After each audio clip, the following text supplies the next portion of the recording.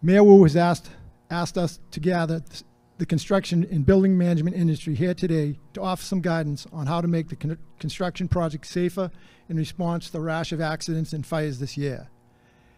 We are not asking to introduce more regulation of the industry. We are just asking you to adhere to the codes and standards that are already in place to keep you safe. In my year-and-a-half tenure as Fire Marshal of the City of Boston, I have found a pervasive culture of ignorance of the aforementioned codes, complacency, and contractors willing to roll the dice, hoping not to get caught. This mindset has to stop. Owners and managers of buildings being constructed and renovated or demolished have to take a more active role and make sure the lives of those in your employ and the public in general are safe. Your responsibilities do not stop with the financing and design. They must also incorporate a high safety standard. Culture change has to start at the top and being reinforced at the top, from the top. ISD, the NFPA, OSHA, Code Red Consultants, and the Boston Fire Department have come here today to offer some guidance on how to begin recalibrating the life safety culture. I ask you to take note of what is said here today. The NFPA certification courses summarized here establish a baseline standard of expectations of the industry going forward. The NFPA is a global entity, so that courses and certifications cannot be too specific to any one city or region's needs. With that being said, the Boston Fire Department is going to take this opportunity to point out common code violations and our expectations going forward. I'd also like to take a minute just to reiterate this point. Your attendance at this seminar does not lead to FPA. You don't walk out of here with the certification. This is just for general knowledge. Before I present the first speaker, I would like to say that there are many reputable code consulting and fire protection engineers that I have dealt with, and many are here today. One of them, Peter Harrod of Code Red Consultants, has graciously agreed to share his expertise and help us put together this seminar. I want to personally thank him and Jeremy Souza, also of Code Red, for their input and efforts. Peter is going to start off things explaining the code path that has led us here.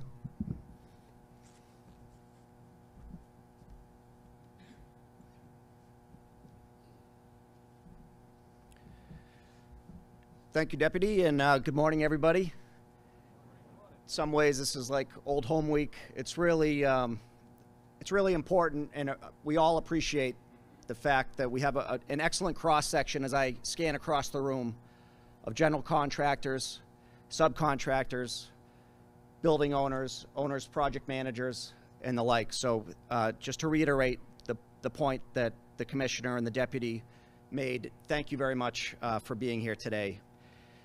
Wanted to briefly just introduce the agenda, just so we understand and level set what is hoped to be covered this morning. I'll briefly set the stage to make sure everybody appreciates what the code path is. Why are we here? What is the section and verse that drives the City of Boston, authorities having jurisdiction, to expect more of us relative to the expectations included in NFPA 241? We'll lay that out briefly.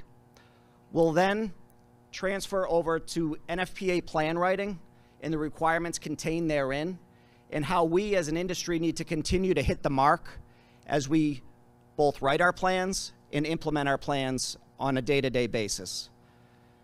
We'll accomplish that in two ways. The NFPA so graciously volunteered to be here today as the author of the standard to provide some perspective as to its purpose, its contents, and what it's really trying to accomplish.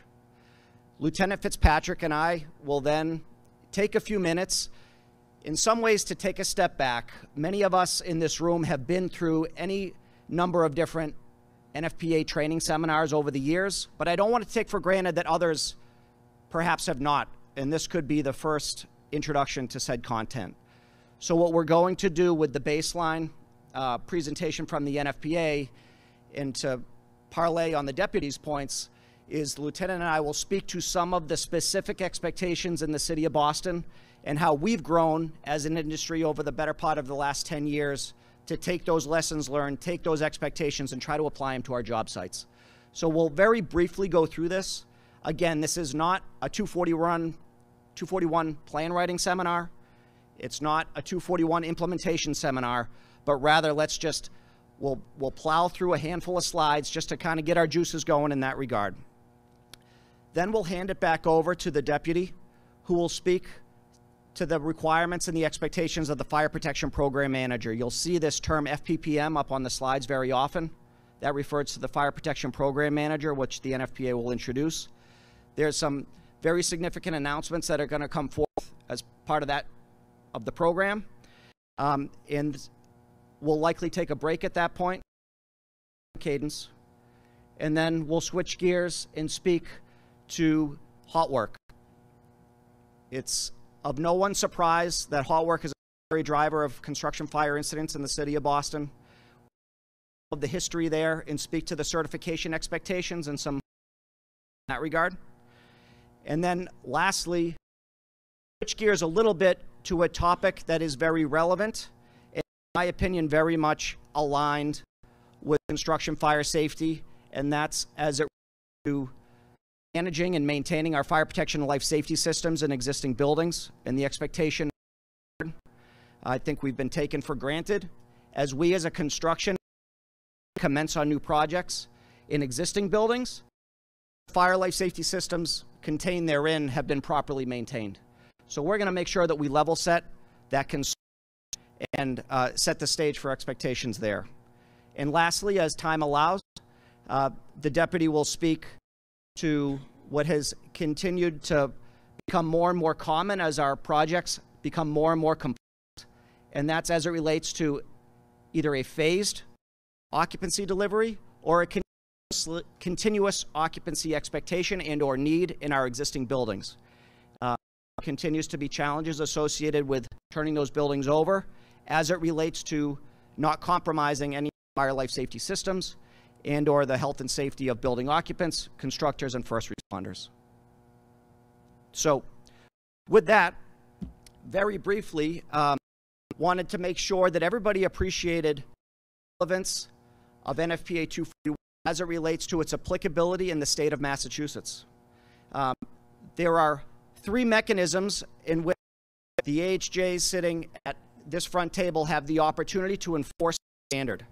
First and foremost, by way of 780 CMR, which is our Massachusetts State Building Code, by way of Chapter 33, NFPA 241 is explicitly required and referenced by the Building Code. This gives Boston ISD the opportunity to ask for and expect compliance for a NFPA 241 plan at the time of permit application, as well as consistently implemented on site as their inspectors perform their uniform audits. So you'll see that right out of Chapter 33. You'll notice that I point out the 9th edition of the code here. That is the current version of the Mass Building Code. In 2023, God willing, we are expected to adopt in the state of Massachusetts a new 10th edition. I just wanted to point out in red that NFPA 241 will continue to be applicable with even more teeth relative to the expectation of a plan being written and enforced on each construction project. We'll talk about the whens, the whys, the how big the project needs to be as to when a 241 is applicable later on in the program. But that's the code path out of the building code. Similarly, Massachusetts adopts a fire code.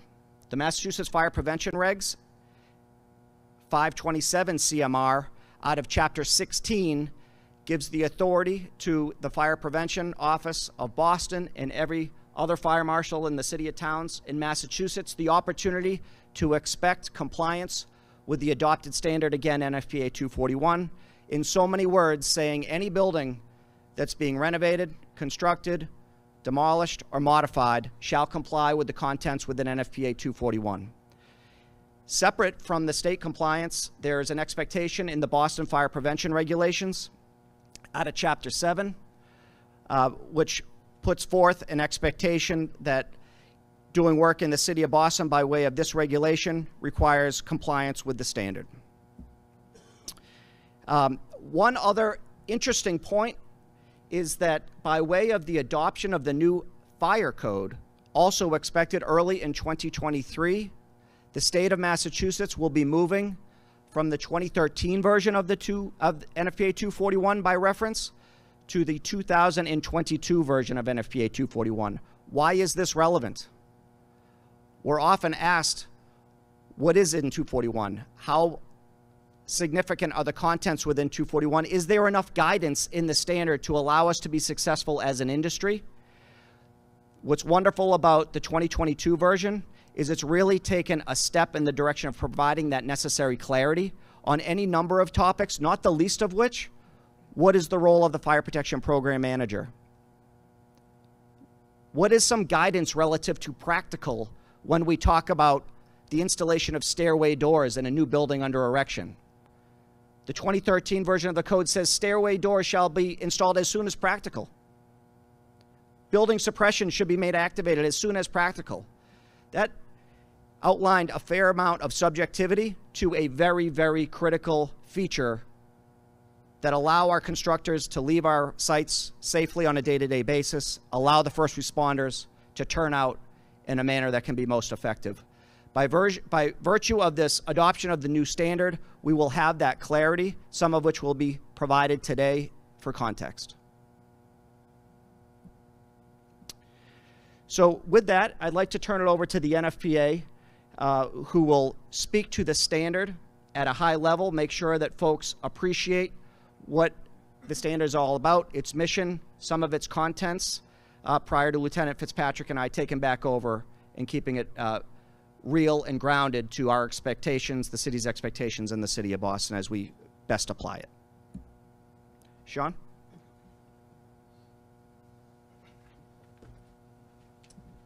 All right, thanks, Peter, for that. My name's Sean Mahoney. I'm an engineer at NFPA in our technical services group, so I'm going to be talking about NFPA 241 a little bit today. I am not going to bore you with a whole lot of the details. We're going to be fairly high level. Let's see. But we're going to go over NFPA 241, which is the standard for safeguarding construction, alteration, and demolition operations. So the first thing I want to start off with here, which is something that's interesting, we at NFPA constantly keep track of fires and their causes, and we put out reports constantly. Up until, I believe it was 2013, we had a report out on construction fires, and you see, actually you can't see my cursor there, but you see from 2013 and before, when you look at that line, it looked fairly straight. We just came out in October with our new report going all the way up to 2020. And unfortunately, you see that construction fires are just constantly rising. There could be a lot of different reasons for that. Maybe more construction, maybe because we're using a lot more combustible construction in our buildings. But unfortunately, it is a trend that we're seeing that the fires are increasing. And that's where NFPA 241 comes into play. So as part of that study, we look at what are the leading causes of these fires, and you can see there's kind of two different metrics that we keep track of. Both the blue is going to be number of fires, while the yellow is going to be the direct property damage. So think of that as the dollar value of the fire. And we see we've got a couple main causes of these fires. We've got cooking equipment, electrical distribution, heating equipment, and intentional, as well as smoking materials. And we see that intentional fires, although they don't cause the highest percentage, they're causing the most damage to the building. And then we see that cooking equipment, although not causing the most damage, we're having the most number of fires in there. So take a look at those different causes, and you're going to see sort of a theme in there with the requirements at NFPA 241. So what are the hazards that we have on construction sites? I think a lot of you are fairly aware of the different hazards that we have, but I'm just going to go over some of them and we'll talk about how 241 kind of addresses them. The first one being one of the biggest ones that we're seeing, we saw a number of fires being cooking equipment. People are bringing things onto site to be able to cook meals, that could be open flames or heating sources. And we know, based on the fire triangle, we need heat, fuel, and oxygen. And bringing on that cooking equipment is going to be that heat.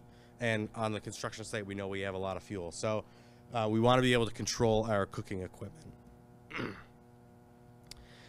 And then this is no shock to anybody. We've got a lot of combustibles on site on a construction site, right? We've got contractors bringing in material that we're going to be using. We're going to be staging material. We're putting material up in the building. We're using a lot more combustible construction these days. We also have packing material from devices being installed. All of those things need to be controlled. The thing that gets really tough on construction sites is we've got many different people on the site, so you're trying to control everybody and making sure that we're doing that in the best way as possible. I'm not going to talk too much about hot work. I think all of us know hot work being one of the number one causes of fires on construction sites, and we're going to talk about it a bit more at the end of this presentation today. Intentionally set fires is actually a pretty significant cause. We saw that it's causing the most damage. We're seeing that intentionally set fires on construction sites. The reason why the most damage is occurred is obviously the person is intending to cause a lot of damage. And typically these fires are started at night when there's nobody on the site to be able to catch them. So those are those big fires that unfortunately we've been seeing in the news. So that's a significant thing that we need to try to control. Another big hazard that we have is when we're demolishing a building. I know a lot of people think about construction safety, but as we're taking a building down, there's a lot of thought that needs to go into what's the order in which the building is being demolished, and how can we maintain the fire protection systems for as long as possible as we're taking down that building, and how are we protecting that demolition work. A lot of people don't think about necessarily that fire protection safety side of demolition because it doesn't necessarily lend itself to a constructed building at the end, but that is significantly dangerous as well as deconstructing a building. And then another one that's big in buildings under construction, this is happening a lot more, is renovating existing buildings and trying to keep them occupied while we're renovating portions of the building. There's a lot that goes into this. We want to be able to maintain the means of egress for the occupants in the occupied portion of the building, as well as maintaining that means of escape for all of the construction workers and everybody that are doing the renovation and the rest of the building. And we need to maintain our fire protection systems in both the occupied and unoccupied portions of those buildings during construction. Okay, so those were the hazards. Now we're going to get into talk about 241. Don't mind the fact that I have the 2019 edition here. I just kind of wanted to put up a table of contents just to kind of show you how NFPA 241 is laid out. The biggest thing I want to get at with NFPA 241, for those of you who are not familiar, NFPA 241 is not a prescriptive document. You're not going to be able to open up NFPA 241 and say, oh, I've got this kind of building, it's this high, it's located on this street, and then it's going to specifically tell you everything you have to do. NFPA 241 is a process that needs to be followed, and that process allows for somebody to build a specific plan for how we're going to protect that specific building throughout that construction process. Everything is so specific to that specific building that if you were to have a prescriptive document on this, it would be an extremely large document. So it outlines a procedure that needs to be followed. It outlines people and a process, and we'll talk about both those people and that process coming up.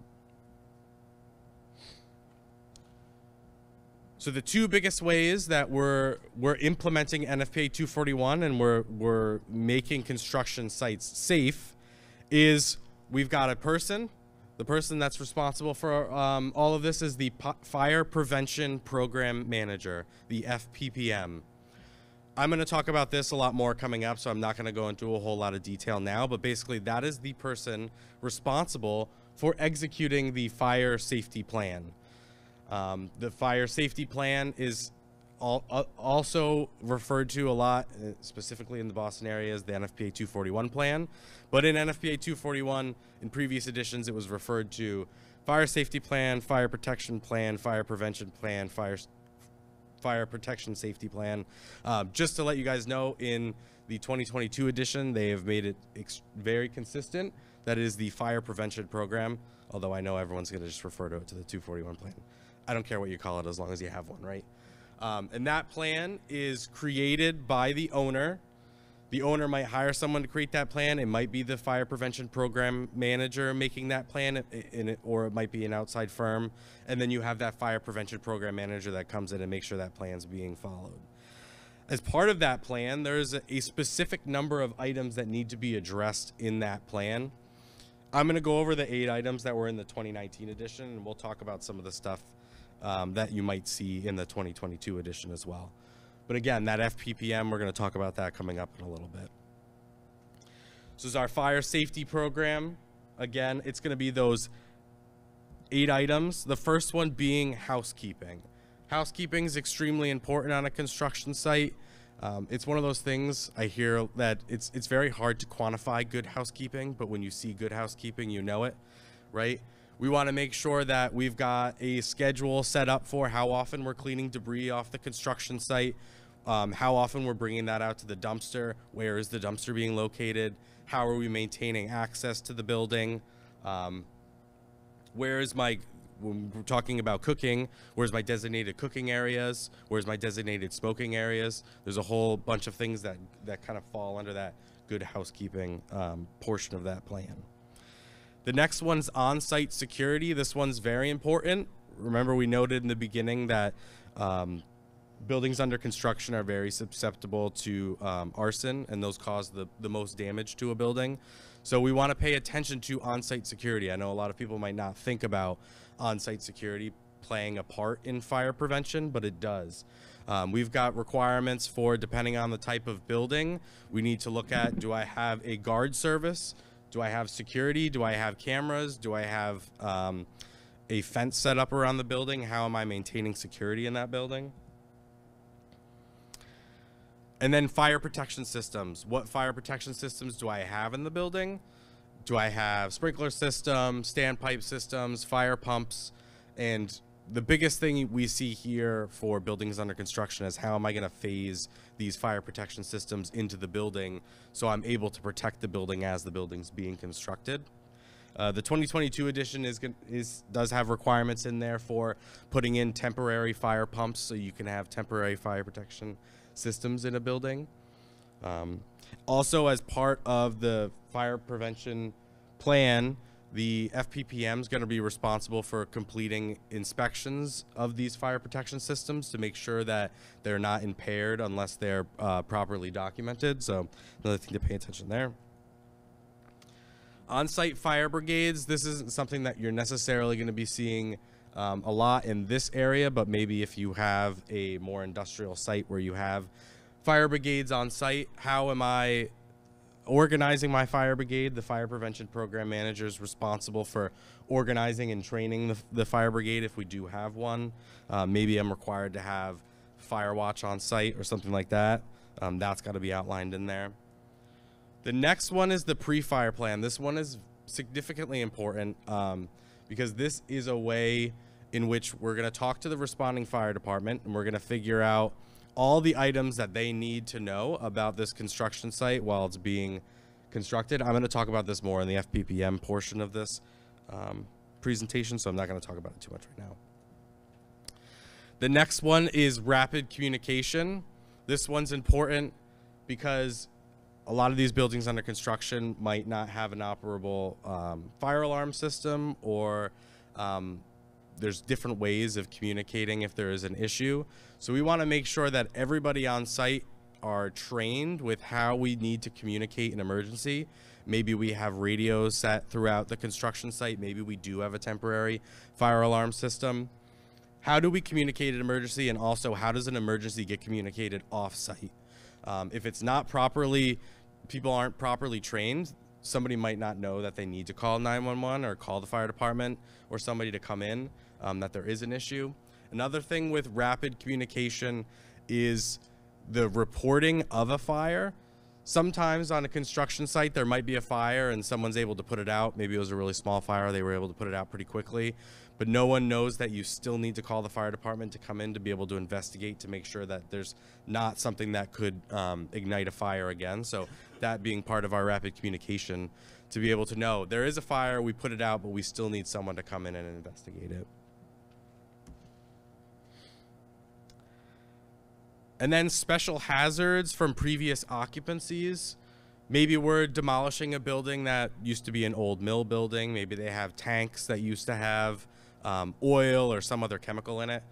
We need to have a plan on how we're going to mitigate those specific hazards. This is specific to renovations and buildings that are being demolished, but also when a new construction building goes up, typically it's not going to be on virgin land. There used to be a building there at some point. So just being aware of what the other hazards were on that site is very important. And then finally is protection of existing structures and equipment. So we see that when some of these buildings do unfortunately catch on fire, they are a significant exposure risk. So we need to, as part of the plan, determine how are our setbacks going to be for this specific building, what are our exposures of the building, and how are we going to protect them if there is a fire.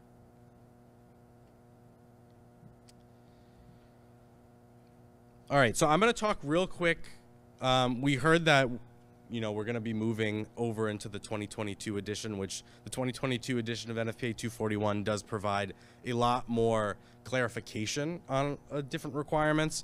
The 2022 edition was significantly reorganized in order to kind of follow NFPA's style a little bit more and make it a lot easier to understand and easier to use. A lot of the significant changes that I'm going to talk about right here, these are all from the 2013 to the 2019 edition, but I figured I'd just talk real quick about what these changes were. The first one being that the AHJ has the ability to implement only portions of NFPA 241. This is important for the authority having jurisdiction to know that maybe there's only specific risks that they're worried about on maybe a small building or a small construction site that they don't have to implement the entire standard. But again, that's up to the authority having jurisdiction. We talked about cooking being a significant source of fires. So there's a new section providing requirements for cooking, specific that we need to have designated cooking areas and signage noting that cooking is only permitted to be done in designated locations. A requirement for first responders is that there's an electrical disconnect provided at the building, and it is labeled, and the location is known to the first responders, and that location is provided on the pre-plan. We've got a requirement for guard services. So where required by the authority having jurisdiction, if we've got a building that's combustible construction and it's more than 40 feet high, we need to provide a guard service. And we'll talk about how the FPPM is responsible for organizing that guard service.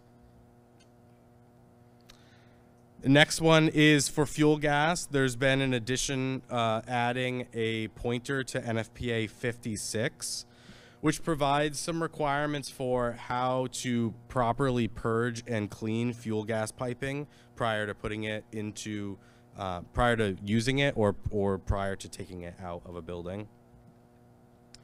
And then the next big thing you're seeing in the 2019 edition, you'd see Chapter 12, which is a section on tall timber construction. We talked about, using more combustible construction in buildings, and unfortunately, that's where we're seeing a lot of the fires. So there are requirements in Chapter 12, which the chapter changed a bit in the 2022 edition, but a lot of the requirements are the same. We're prohibited on using torch-applied roofing. The FPPM is required to perform an exposure analysis for tall timber structures. This exposure analysis is basically sitting down and sequencing out the construction of the building and when are we adding our passive and active fire protection systems into the building. So passive being when are we putting the drywall up to protect that combustible construction, or active, when is that sprinkler system being put into the building. And that exposure analysis needs to be submitted with your construction documents. And then we've got requirements for if we've got tall timber construction and we're greater than 3 stories, we have to have a guard service. And we need to provide a minimum of a 6-foot fence around that building to protect against intentionally set fires. Yeah, and then, so as far as the big changes for the 2022 edition is, you're seeing that you're going to see a reorganization. It's made a bit clearer on a lot of the requirements, providing a lot more guidance to people who are creating those plans. And you'll notice that NFPA 241 did slip cycle. The committee put into the Standards Council, it used to be, well, it still is a 5-year document, so every 5 years it gets updated. At the 2019 edition, they noticed the increase in construction fires and they wanted to get a new edition out. So that's why you see the 2022 edition. So that was a 3-year cycle, and then they're going back to the 5-year cycle after that. All right, so that's what I have for NFPA 241 so far.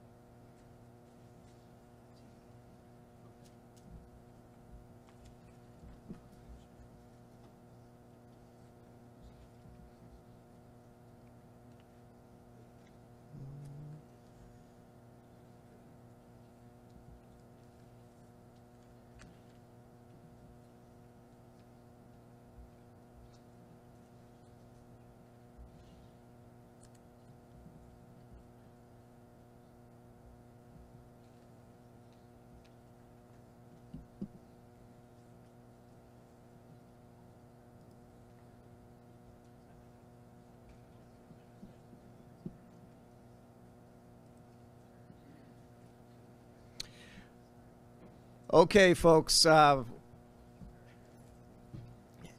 as we work in real time to grab ourselves a cup of coffee, perhaps, or a refreshment, we're going to stick with the program. Thank you very much to the NFPA, Sean, for introducing the standard, which is NFPA 241, safeguarding construction.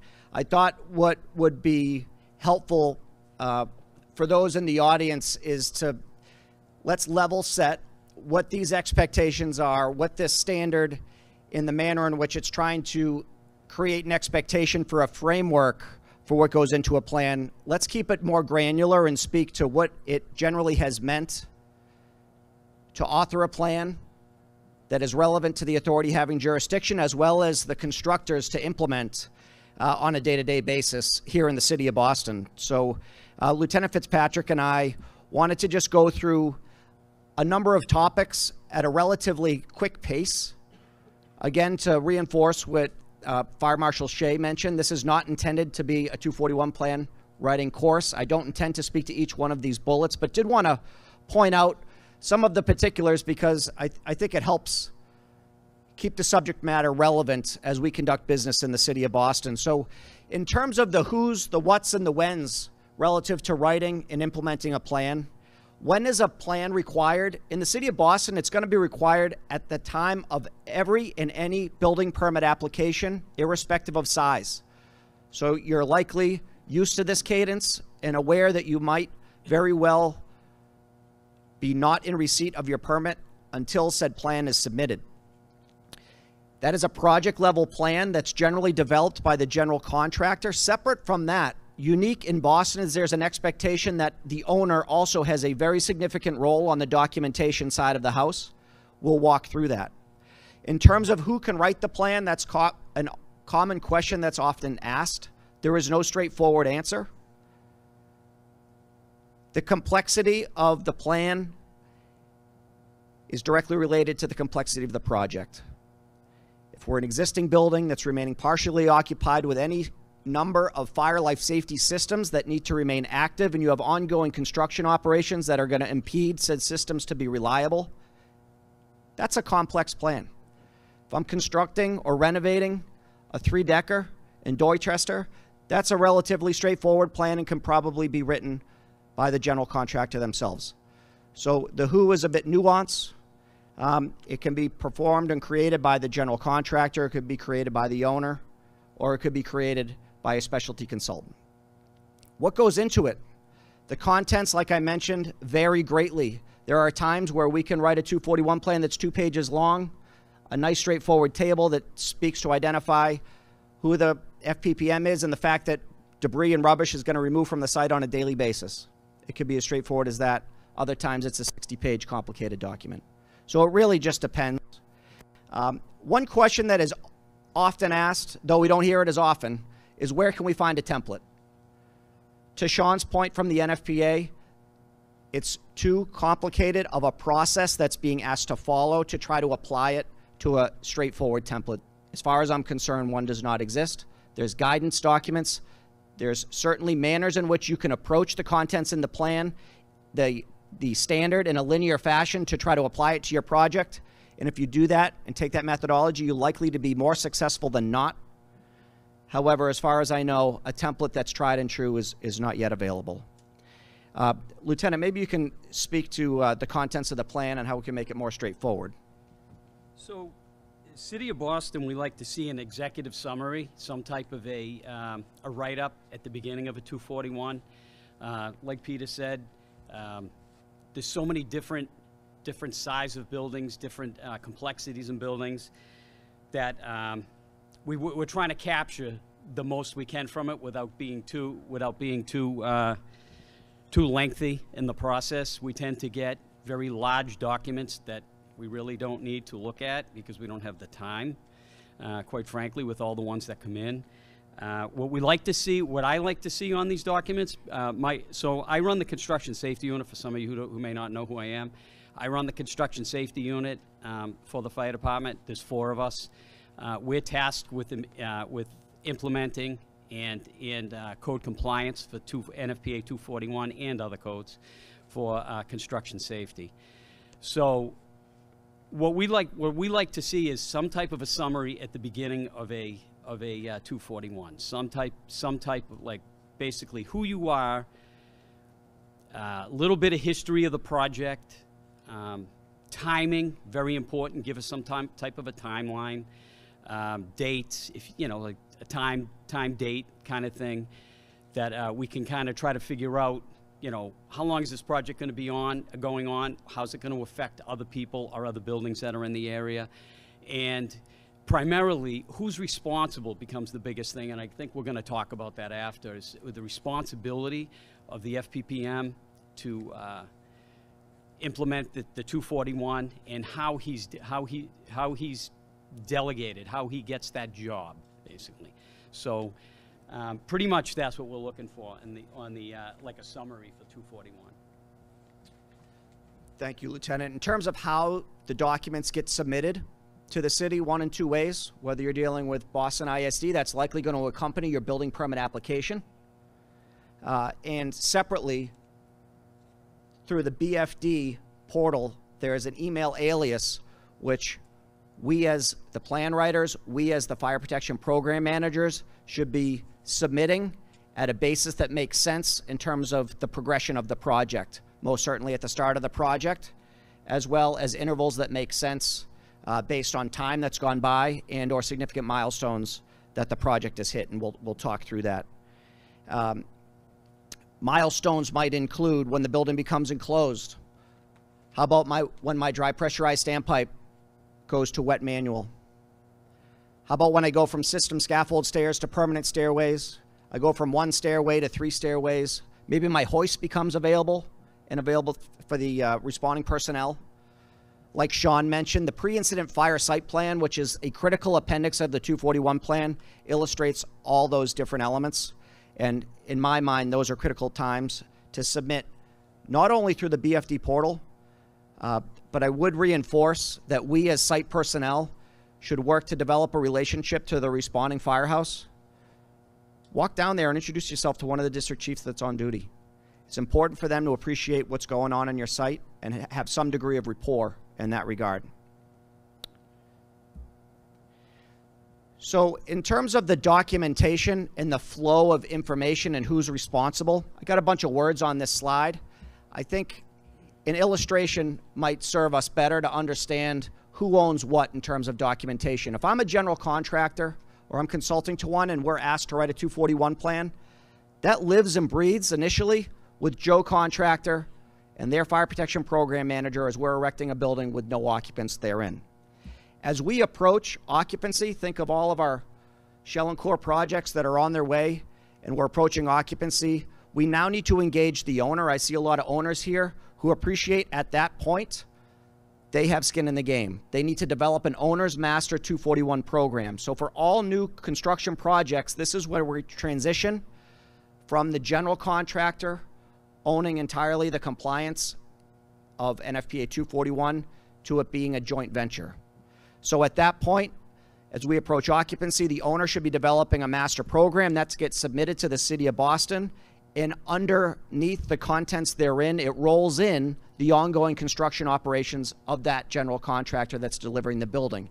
At this point, the building has fire protection and life safety systems that have been accepted by the likes of the fire department and the building department. They must remain active. It is our responsibility as owners to ensure that those systems remain active until said time where an impairment permit is in hand. To that end, post-occupancy, the general contractor, whether it's the base building contractor or perhaps a subsequent tenant improvement contractor, will develop an impairment plan which speaks to the appropriateness of how and why it could be acceptable to drain down a sprinkler system, portion thereof, bag a smoke detector, or the like. So that's the rationale for new construction in the City of Boston. Well, how do we deal with being an occupied building?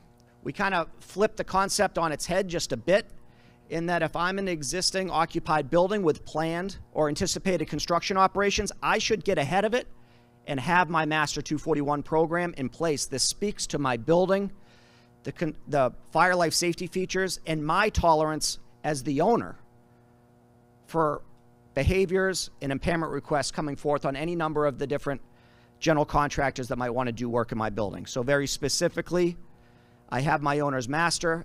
That speaks and informs the general contractor. Now Joe Contractor is working in an existing building. They're not starting from scratch with their document, but rather they're starting from my owner's master with associated impairment plans. Perhaps there's two GCs working in the same building at the same time.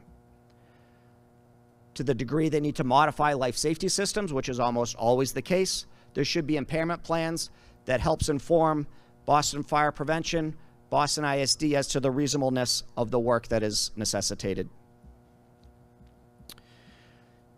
So what are the unique compliance features that we work to hit when we're writing plans in the City of Boston based on what we understand the local specific expectations are in the city? All high-rise buildings require to have a dry pressurized standpipe in the City of Boston. This is unique. You're not going to find this in the 2013 or the 2022 standard. Google it. The expectations are available and very clearly outlined, from how you file a permit to how, and the fact that you need to file an impairment when you're transitioning from wet to dry. This is a diagram that shows any number of different features associated with such a system. There's some nuance here, Lieutenant, that maybe you can speak to relative to PRVs. So one of the challenges we're having, and we've had at recent fires, is the ability to get to the seat of a fire by way of the standpipe. And what we're finding is in some of the buildings, they're not installing PRVs. So when we get up with these super high rises, what I would call a super high rise around Boston, we're having issues with that, with them being set properly and basically being identified as available to the fire department. Yeah, just not losing sight of that and the fact that those PRV settings in a temporary manner, as opposed to when the pump is operational, could differ. And do the PRVs that you buy, are they able to be set at different settings as necessary? Let's study that early and plan for it. Separately, NFPA 241 requires that you have to have at least one code compliant stairway serving every working deck. In the City of Boston, the expectations have been just clarified. I think the intent is there in the standard, but every stairway needs to meet the minimum requirements out of Chapter 10 of the Building Code. So that would be a 36-inch stair, 7-11, rise, run. Whether that's permanent or a scaffold stair is up to the job, whatever makes sense. They're all different. And the point being is that they have to be available, and they have to allow for obviously egress operations, evacuation in the case of emergency, and fire department operations on turnout. Wayfinding continues to be a challenge on our projects.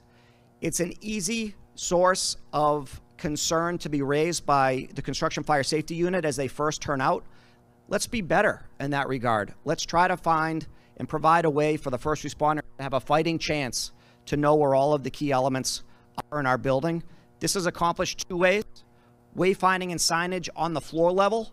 At each stairway, we should be identifying which stair I'm in, which floor level I'm in, perhaps an evacuation map that you're seeing here, an air horn for evacuation to the degree we don't have fire alarm devices, fire extinguisher, and the like. But this is critically important for us to radio in for help and or for the fire service to communicate as appropriate for where they are and how they're approaching the seat of the fire.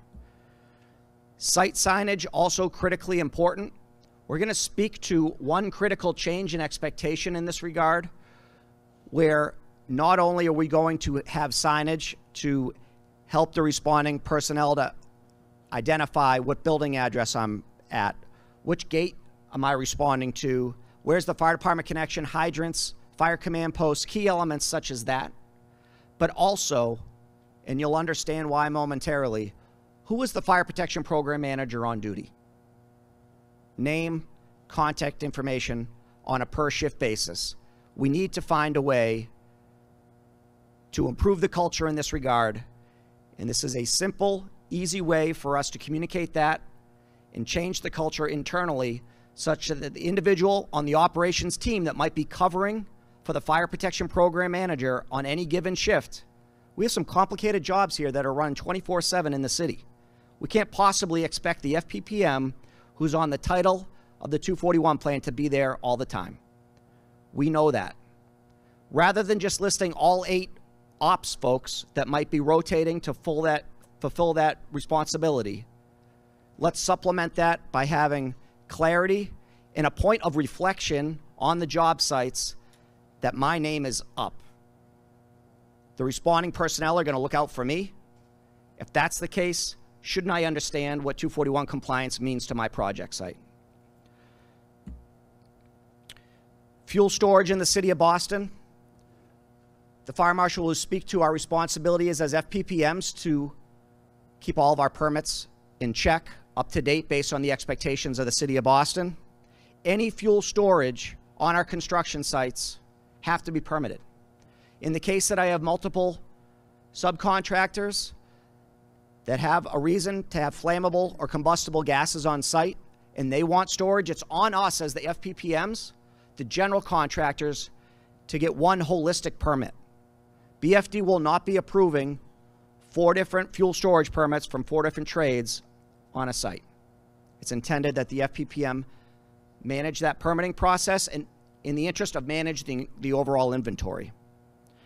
Paul, you want to speak to some of the particulars and nuanced requests that we've seen over the years in storage? So we've had requests for multiple storage sites. On some projects, it does come up where there can be an issue with location, our ability to locate fuel storage. We have in the past approved a couple of locations on a site, but it still would be controlled by whoever the general contractor is on the project. The reason why we had gone to that was because we had too many, as Peter mentioned, we had too many people that were, too many jobs where they had multiple contractors with immense amounts of fuel. We kind of started pushing years ago that everybody would have to abide by one site.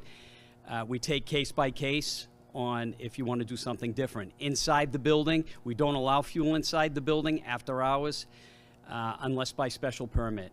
So basically you would have to submit a special permit request to, through our Special Hazards Division, and this is City of Boston that I'm speaking to, that you would be able to store at different locations. There have been plans that have been proposed in the past, and we have accepted them, where you might have fuel storage every 5 floors, but that is not etched in stone. There's no guarantee to that. It has to be approved by the fire marshal.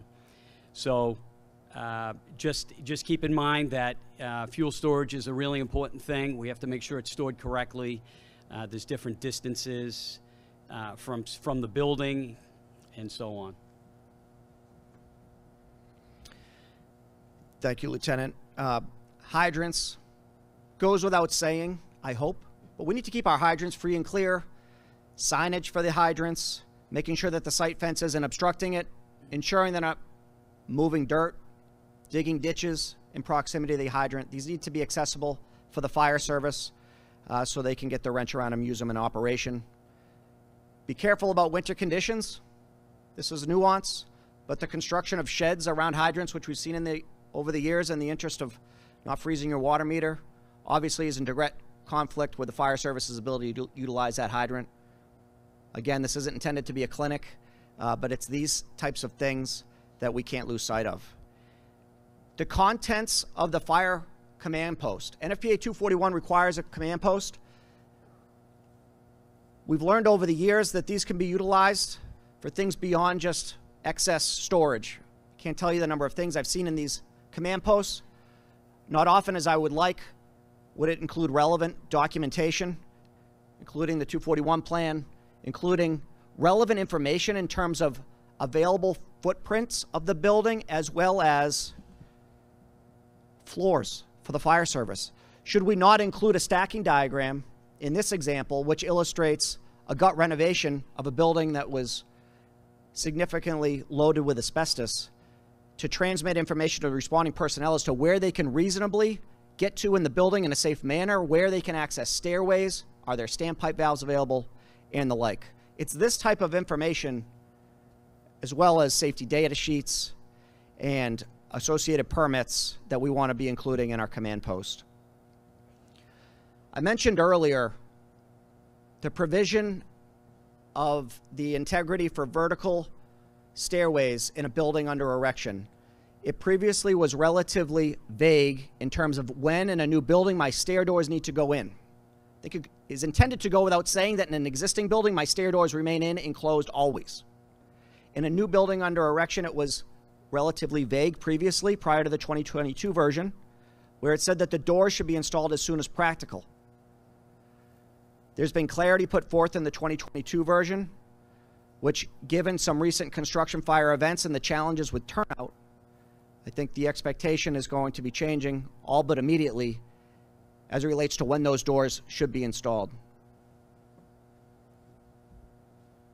So what Pete is speaking about is that the doors will have to be installed under this new section.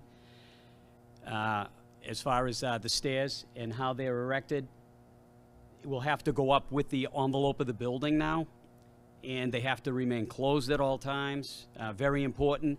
We've had some significant challenges in a couple of fires also with trying to reach the seat of the fire with a lot of smoke in a stairwell. These are designed even on construction jobs for the safety of the personnel on the job as well as for the responding companies.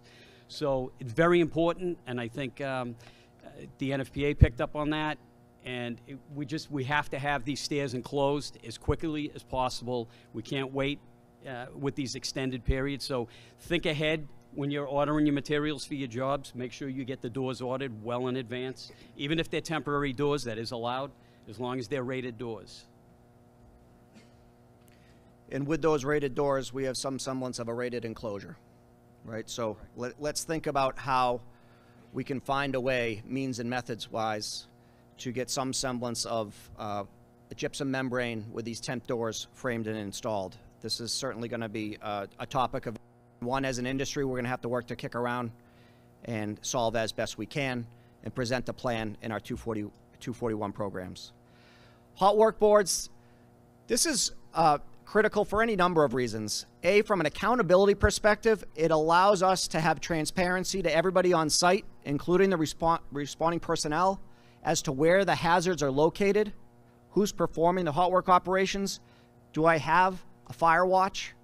Again, by way of logging this on a day-to-day basis, which is straight out of the code, it is our responsibility as a fire prevention program manager to find a way to log hot work. In the city of Boston, this is not expected to be done on your laptop or some building engine software. It's intended to be visible to the first responders, most likely by way of some semblance of a whiteboard, as illustrated here. It's got to be up to date, daily basis. Does this perhaps also make good sense to be an opportunity to identify who the fire protection program manager is with their contact information? Again, in the interest of changing our culture, the more that we have that front and center, the more we are going to self-reflect as to, am I doing my job? I am being expected to drive compliance with NFPA 241. Hot work compliance is a big part of it. It's part of my job. I want that ownership to be visible, and that way it allows me to have a little bit better teeth on the accountability side as I roll through my...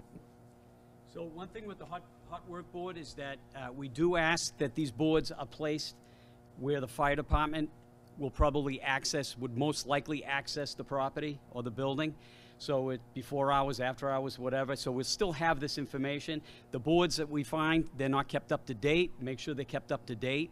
That's why these are handy, these dry erase boards. As people leave, they should be removed from there. And the reason being is accountability for the fire department, even for our fire watches, and also for someone who may have a waiver and has their own fire watch. We'll be looking for those people. So very important to keep it up to date. And then lastly, Massachusetts statewide now requires an inspection of our man and material hoists that we're using on our construction sites. That's statewide. In the city of Boston, it's obviously clearly an expectation as well. And that's going to be driven and inspected and scheduled by way of the construction fire safety unit. So just trying to get ahead of this, and it's oftentimes by way of the hoist installer. So with that, as hopefully a jumping off point, and I appreciate folks bearing with us as we got through the 241 baseline and some of the implications in the city of Boston. With no further ado, I'd like to hand it over to Fire Marshal Shea, who's going to speak to the role of the Fire Protection Program Manager and some changes and expectations in this regard as we move forward from this point on. Deputy.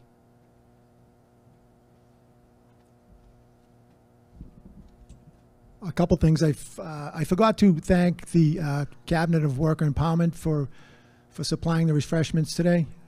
Thank you, Tyrone, for take on that responsibility. And I'd like to acknowledge Sam Dillon. He's the president of our local. He's the host here today. I'm not going to put him on the spot to speak, but I just want to acknowledge and thank him. We're going to get to the next section here that is really close to my heart. I believe it's the 241 and the Fire Prevention Program Manager are the reason why I felt there should be a meeting here today.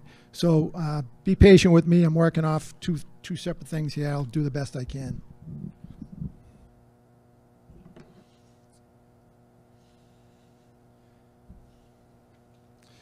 So I'm just going to read, I'll read through these really quick. I don't want to steal the thunder from Sean, who's going to go over the technical stuff.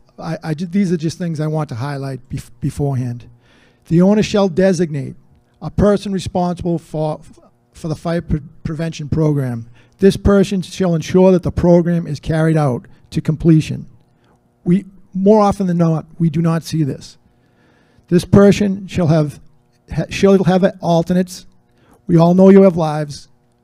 That one of the fires we had this year, the FPPM, when we asked for him, he had left early for the day to go on vacation, and there were no alternates. So there's a need there.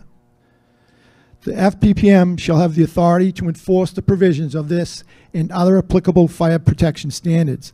This is one that really gets to me, because I've been told to my face that a lot of these FPPMs who really have the best interests at heart are afraid to speak up because they're afraid they're going to get removed from the job or they're going to get fired. I've heard it more than once. So they have to have that authority to be able to do their job. And if owners and management out there, I really want you to take that to heart. The FPPM shall be a competent person with knowledge of the applicable fire protection codes and standards available fire protection systems, and then fire inspection procedures. Again, I sat in an office with a job we held up with a very confident FPPM. He told me he was one, and he presented me with everything I asked. I asked him if he was certified. He said, "What's that? How do I get it?" I asked him if he had a wet or a dry standpipe. He had no idea. He didn't even know if he had a fire pump in the building. So that's what I'm getting at, is we have to, there is a need to take this more seriously.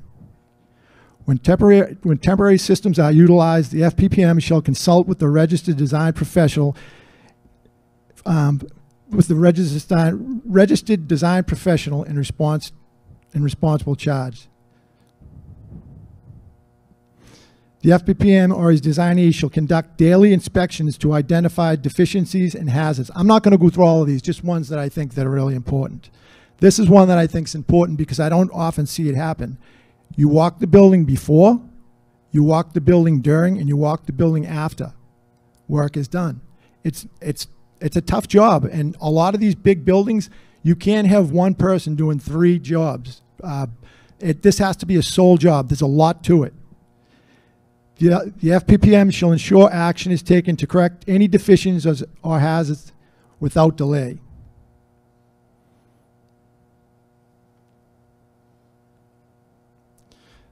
FPPM qualifications, it's not up here, but I just want to add it in. They have to be certified, organized, conscientious, capable of training others, and this is highlighted, guys and ladies, speaks with authority of the GC. That's what I said earlier, and I wanted to clarify it. And is present on the job site. If he's not, an alternate is.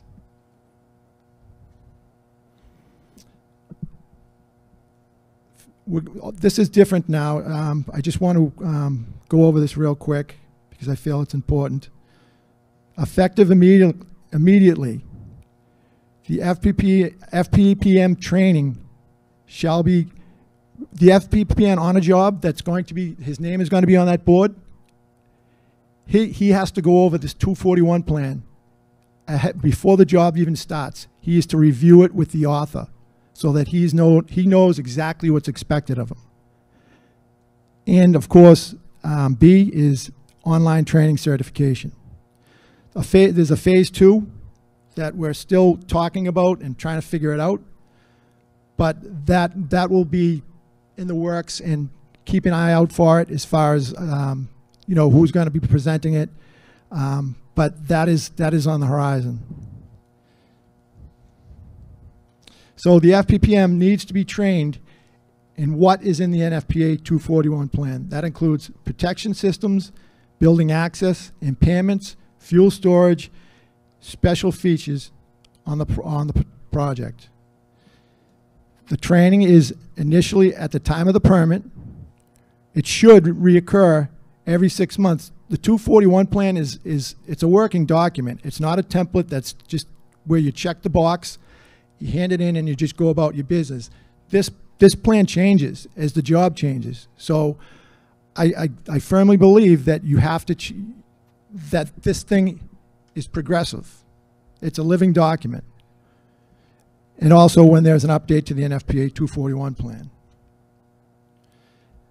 The NFPA online certification, again, that's what we discussed earlier. So again, the baseline, as I said, opening remarks, the baseline is the NFPA certification. The endpoint is project specific that goes over, that you're going to go over with the author of the plan. The bridge class is what we talked about before that's coming on the horizon that we're still doing some work on, but expect it. So I just want to mention it so it doesn't come out of the blue. So with that being said, I will introduce Sean Mahoney.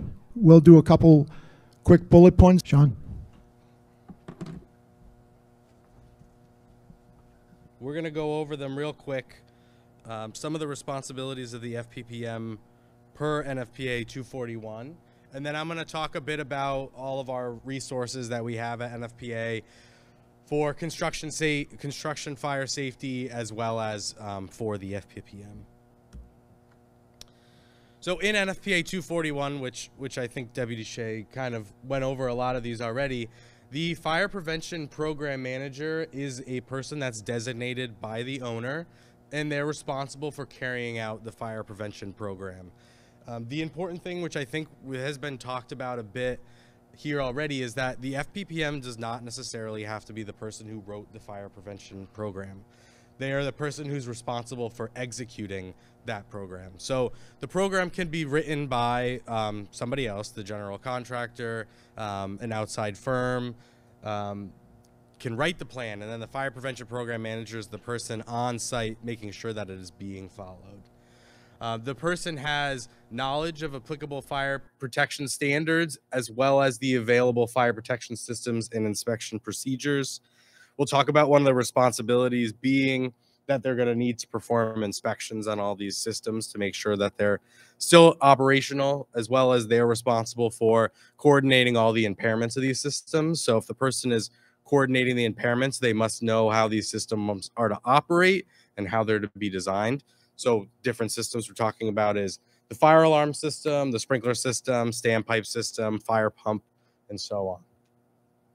And then this person has the authority to enforce the fire prevention program and all applicable fire protection standards. So this means that the FPPM has the ability to enforce the requirements of the addition of NFPA 13 that might be adopted or referenced in that area, or maybe the addition of NFPA 25 for inspection, testing, and maintenance. So the FPPM has the ability to enforce all of those. So this is kind of an image showing how an FPPM is to operate and sort of why the role was created. The FPPM kind of lives in this triangle between the contractor, the owner, and the AHJ. All three of these people have sort of different objectives, right? The owner wants to make sure that their project is done on time, under budget. Kind of the contractor goes along the same lines as that. The AHJ wants to make sure that the building is safe and they're following all the requirements. The FPPM is there in order to kind of mediate between everybody's objectives and requirements and make sure that we follow that fire prevention program. So some of the responsibilities include training workers in the use of protection equipment. So this means that if you have fire extinguishers on site, or different types of fire protection equipment, maybe you have hose reels or something of that sort, the FPPM is responsible for making sure that all of the workers on site are trained in the use of that equipment. The FPPM serves as the permit authorizing individual.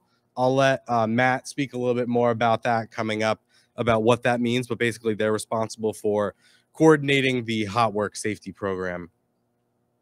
They're responsible for a weekly self-inspection of the site, which this could be even a daily inspection as well. So they're responsible for going through the site, making sure it's still safe and that everything in the fire prevention program is being followed. They're coordinating all of the impairments to all fire protection and fire alarm systems. So we want to make sure that if we have to take portions of the fire alarm system offline or portions of the sprinkler system or standpipe system, that all that is being done in a coordinated manner. They're responsible for maintaining the means of egress as well as the means of escape. So the means of egress would be any areas that are in the occupied portion of the building, and all the means of escape is all the escape means that are provided for all of the workers in the unoccupied portion. If a fire protection system were to be protected with a temporary protective covering, so specifically if we're talking about bagging smoke detectors, the FPPM is responsible for the removal of those smoke detector bags. So that is their responsibility. And then if we're required to have a guard service or any site security, the FPPM is responsible for coordinating all of that.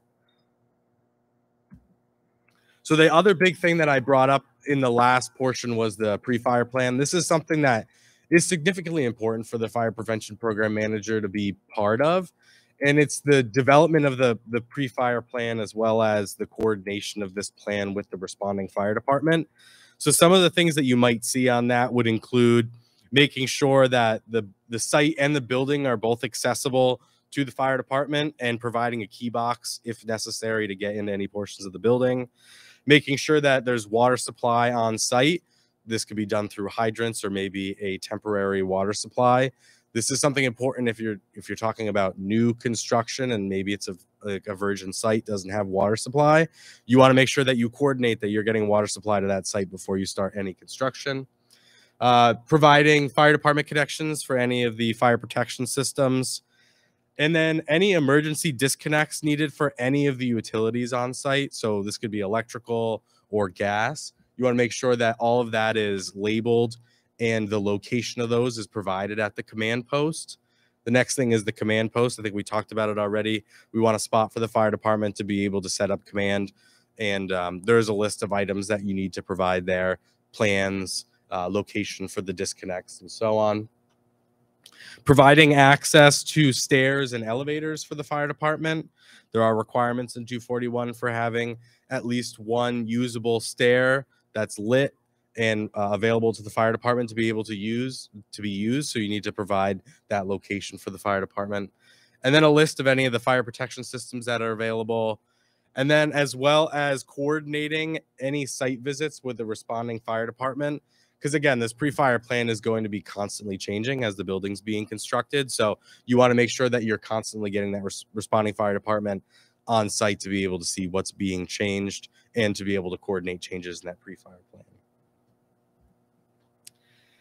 And then finally, I talked about a little bit about this exposure analysis.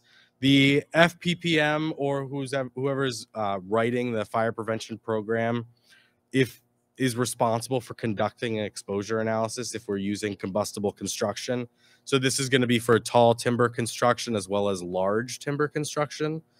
And just the exposure analysis is going to need to go through and coordinate the setting of my active and passive fire protection systems, as well as coordinating my separation of from other structures. And again, this needs to be provided with the construction documents when you're going for your permit.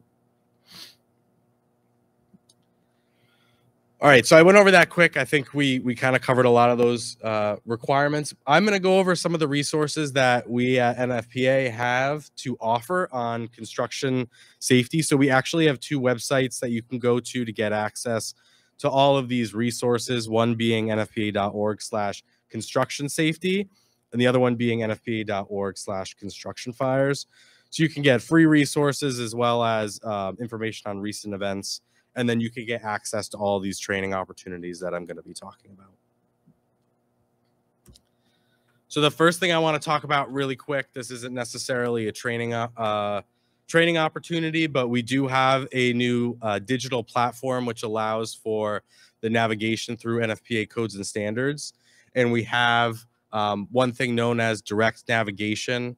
This is an example of some of the situations that we have that you can actually utilize this platform to go through requirements at NFPA 241 as well as NFPA 51B. So for example, we've got a situation here that covers all the requirements for construction site maintenance. And if you look on the right, it's links to different solutions, which brings you right into the code, provides you those requirements as well as some additional text on those requirements. So this is an example of what you might see if you clicked on that access for firefighting. In the bottom, you're going to get links to NFPA 241 to go actually look at the code requirements, as well as some information in the rich text area, which provides you more information on those requirements. So definitely helpful for someone just getting in to using NFPA 241, as well as we have these types of features available for all of the other applicable fire protection and life safety standards. So NFPA 13, NFPA 101, NFPA 1, the fire code as well, kind of have requirements or have that ability to search through that direct navigational there. And then as far as training opportunities, we have a couple different training opportunities. I'm going to let Matt talk specifically about our Hot Work Safety Certification training. I know a lot of you are probably already aware of that as well, but we have a couple training opportunities for NFPA 241 as well as just construction safety in general. So we have an NFPA 241 specific training, which covers the requirements. It walks you through the standard requirements in NFPA 241. So that would be a good training for someone who's trying to learn the actual requirements in NFPA 241. We have a construction safety fire prevention course, and I'll go over that in a second. And then we also have, which has been talked about, the fire prevention program manager training, which is important training for fire prevention program managers. So the construction fire safety fundamentals course was developed. We wanted to create something along the lines of what you would see for hot work fire or hot work safety, right? We understand that fire safety on the construction site is everybody's responsibility. I know we talk a lot about it being the FPPM, and it is ultimately the FPPM's responsibility, but everybody, every worker on the site is responsible for making sure that this is being done safely. There's so many things covered in the fire prevention program that are things that are very simple that maybe the FPPM is not able to be there all the time to follow. So housekeeping, making sure my electricals being, or like any of my temporary electricals being done properly. If I have portable heats or portable lighting, making sure all that's being used in a safe manner. So we created this 1-hour training, which is intended to be used for anybody on the site who sort of has the ability to, which is everybody, has the ability to impact the fire safety on the site. So this goes over why do fires happen, what are the different challenges with construction sites, the role that everybody has on the construction site. We go over a lot of identifying hazards and then how to mitigate those hazards. And then how do I report those, any hazards that I see, or what are specific emergency procedures that I'm going to follow on the site. So I have a quick video that kind of goes over this training that we have.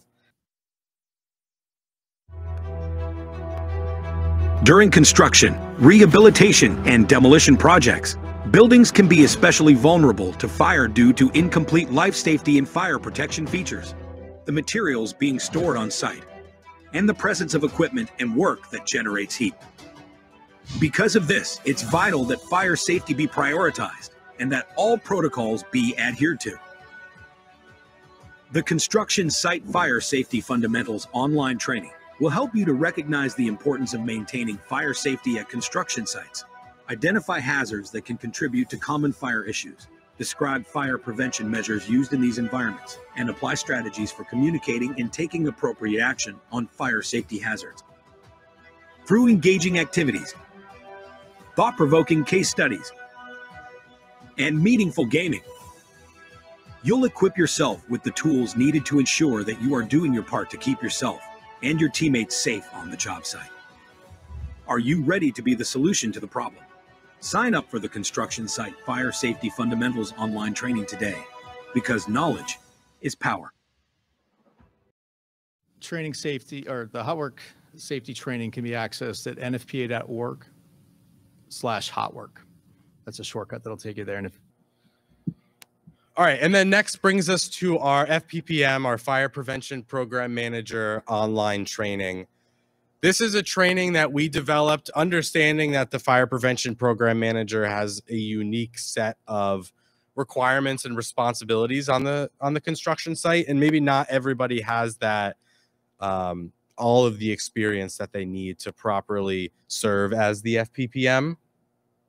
So this is a 6-hour online learning path, which goes over basically everything that the FPPM is going to need to know in order to properly execute the fire prevention program. So it's going to go over what is the role of the fire prevention program manager. It's going to go over building safety and fire protection systems on the construction site. How do we properly protect the building, and what are the different systems that get installed? What are some things that we do to protect from the different hazards that we've identified? What does good housekeeping look like? And then finally, as the FPPM, how do we perform an inspection? And a lot of this training goes through teaching you the requirements, but also applying it in a real world sort of situation. We have a couple different scenarios that we walk through. This is an example of some screenshots in the top right.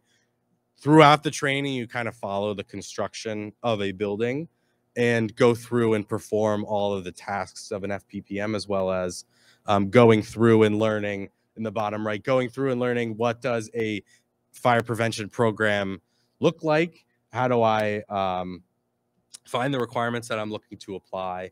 And then also, what do I do with that fire prevention program as the site is constantly changing? All right, thanks. Some Boston-specific expectations. The FPPM, this is a big job. Construction safety permits, hot work, dumpster, fuel storage, bagging, temporary fire alarm systems, temporary standpipe systems, sprinkler and fire alarm, alteration permits, and hydrant relocation. This is another one to note. Acknowledgement forms to be included in the NFPA 241 plans. An NFPA FPPM training certificate acknowledgement form will be submitted on all jobs. That includes the three family that Peter referred to earlier, as well as on larger jobs, which we designate as the need for a standpipe, either existing or it's going to be installed. You're going to submit it with the 241 plan on those jobs, the NFPA certification, as well as the name of the owner, the FPPN, and the licensed builder whose number is attached to the permit. This has to be signed by the builder and the prevention manager. It may seem extreme, but this is a need that and this is the solution that we've come up with. Some of these are repetitive, so I'll try to jump over these quick. Signage is important. That should train all workers at the beginning and as the employees change. Inspections are we referred to the bagging. That person at the end of the day is when they do their walkthrough, they're checking to make sure that the bags are off the smoke detectors. And then this is another one that's been highlighted because we thought it would help. I think the author of the 241 plan should walk these buildings periodically with the FPPM at times when things change.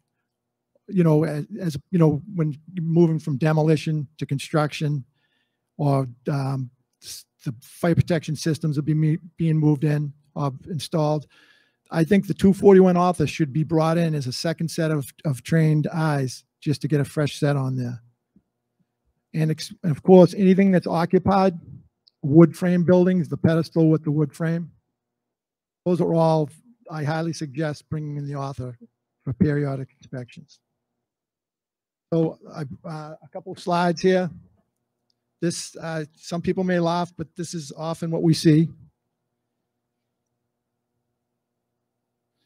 And then this last one here, it kind of reminds me of that game you play when you're a kid, what doesn't fit in the picture.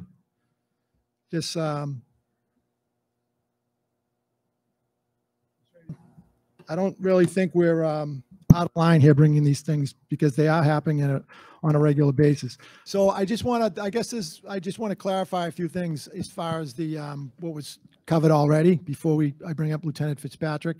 First was that the when you have the standpipe, or actually any certification is submitted, it's not submitted on a form supplied by the fire department. It's just sent with it's a letter with the certification and the people's names. So basically, we're working on a certification program to train FPPMs. We're working with the NFPA to see if we can, use their program. Then you'd get a certification. We haven't really established that yet. It is coming. And then the acknowledgement letter is the other piece of it. And basically, I believe what the deputy's saying is the acknowledgement letter is there's no form letter you're going to find, but you have to include the information that he spoke about. And I think we'll have some clarity. We could probably put it on our website or something like. The NFPA certification is already existing. Right. Right. There's a certificate. There is a course with the NFPA No, I'm not talking about the hot work certification, but for an FPPM, they have a training, and that's something that's already kind of in place. They could talk to it you after I finish with this, probably. So I've done the hot work and the FPPM. The FPPM it's a 6-hour course, but it can be broken up into a couple nights. It's no heavy lifting. It hits all the spots that need to be hit, and it just gives you a broad perspective of what's expected. And that is the baseline from today going forward, is that certification. That is what we expect. Anything additional from Boston, as we've discussed, as to how it's going to go, that is in the near future. But right now, we do expect NFPA certification for FPPMs on site. And we're going to give that a grace period of, I'd say maybe a month or so, but it's certainly not going to go past. It's certainly not going to go past January 1st.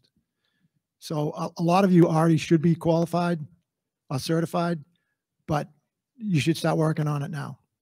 I'm going to hand the mic over now to Lieutenant Fitzpatrick. So oops, a little bit shorter. So I was asked to give kind of a brief history of how the hot work certification came about. As many of you probably remember, there was a fire on Beacon Street, right, 2014, March 26th to 14, that took the lives of Ed Kennedy and Mike Walsh. And the fire department and ISD were tasked with trying to find out like how we could solve the problem with these issues with unpermitted work and some kind of a training and so on. And we worked with the NFPA on it. It was Deputy Dempsey, who turned out to be the commissioner later on, who was very proactive. We actually did some research. We tried to find out what licenses or registrations or certifications pre-existed, and there weren't any in the state of Massachusetts. There might be some in some other states, but there aren't. There's nothing. So if you're a welder and you were doing hot work, or if there's any type of hot work, there was no true certification unless you were a plumber or an artisan or something like that. You might have gone through some kind of a training course or whatever, but there was no actual certificate or license. So we were tasked with coming up with a safety program, not a licensing program, but a safety program. And the way that went about is we asked to speak to, well, we went down, we spoke with the NFPA, and the NFPA was very helpful. They set up the program. We gave them information. We worked with them, and hence the program, which came out, I think the deadline was the 17th. I have it right here. I thought I had it. It was 2017. I think it was January 1st to 17 is when these came out. As many of you know, if you're superintendents on jobs, and I know a lot of jobs are requesting or requiring that you submit, that you have your guys submit a copy of their certification. You'll notice that most of them are 2017 dates, which is a problem. So what we're proposing now, and we spoke to the NFPA about it, is we want to see it in Boston. Now, this is particular to Boston, not the state. Boston, we're trying to get a 2-year recertification process where people don't lose that knowledge base that they gained before. I've gone out in jobs and spoken with many people, and they have no idea. From like 2017, it's like it went right out of their heads. So we're trying to get that straightened out by requiring some type 2-year, like a 2-year, I think is what we're proposing. And that's going to be up to Fire Marshal. Currently, City of Boston still to this date only accepts the NFPA version of the hot work certification. So keep that in mind. We don't accept some of the other ones that are out there that the state has approved. The state set up programs after the city did it. And they have, I think there might be 4 or 5 programs, but we don't accept them. So just keep that in mind. So with that, I'll turn it over to the next person, Matt Barger. Quick introduction for myself. As mentioned, I'm Matt Barker. I'm a senior chemical engineer at the National Fire Protection Association down the street in Quincy. I'm also the staff liaison for NFPA 51B, which is our standard for fire prevention during welding, cutting, and other hot work. It's truly an honor to be here. Many thanks to reps from the mayor's office, our construction leadership, and special thanks to our Boston firefighters, those serving on the front lines. We don't say this nearly enough, but truly thank you for your service. You guys are the everyday heroes serving humbly on the front lines. Thank you.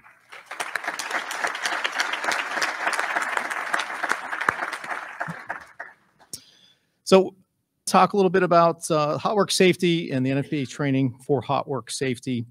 As we know, hot work fires result in avoidable death, injury, and hundreds of millions of dollars in property loss each year. When everybody follows safe hot work practices, these fires are certainly preventable. The risk with hot work is high because it introduces a hazard, an ignition source. That's why the #1 safety recommendation is to determine whether or not there's an alternative to hot work. And by avoiding hot work, you minimize the risk. Pretty simple. But we know hot work is necessary most often. And when it is necessary, everybody needs to fully understand the associated risks and take all necessary precautions to ensure that hot work is safe. All right, any questions? All right, I'm just kidding. Quick agenda of what I want to touch on today. We talked a little bit about hot work ordinance already. I'll hit some of those points again, go over some hot work structural fire statistics, and just point out why this is important, why this is a problem. And then I want to jump into some of the key components of our hot work safety training. And we use a 3-step process we'll talk a little bit more about. And those steps include the recognition step, the evaluation step, control step, and then provide information to show how you can get this hot work safety training. So did you know that NFPA 51B is required by reference? Therefore, it is not optional.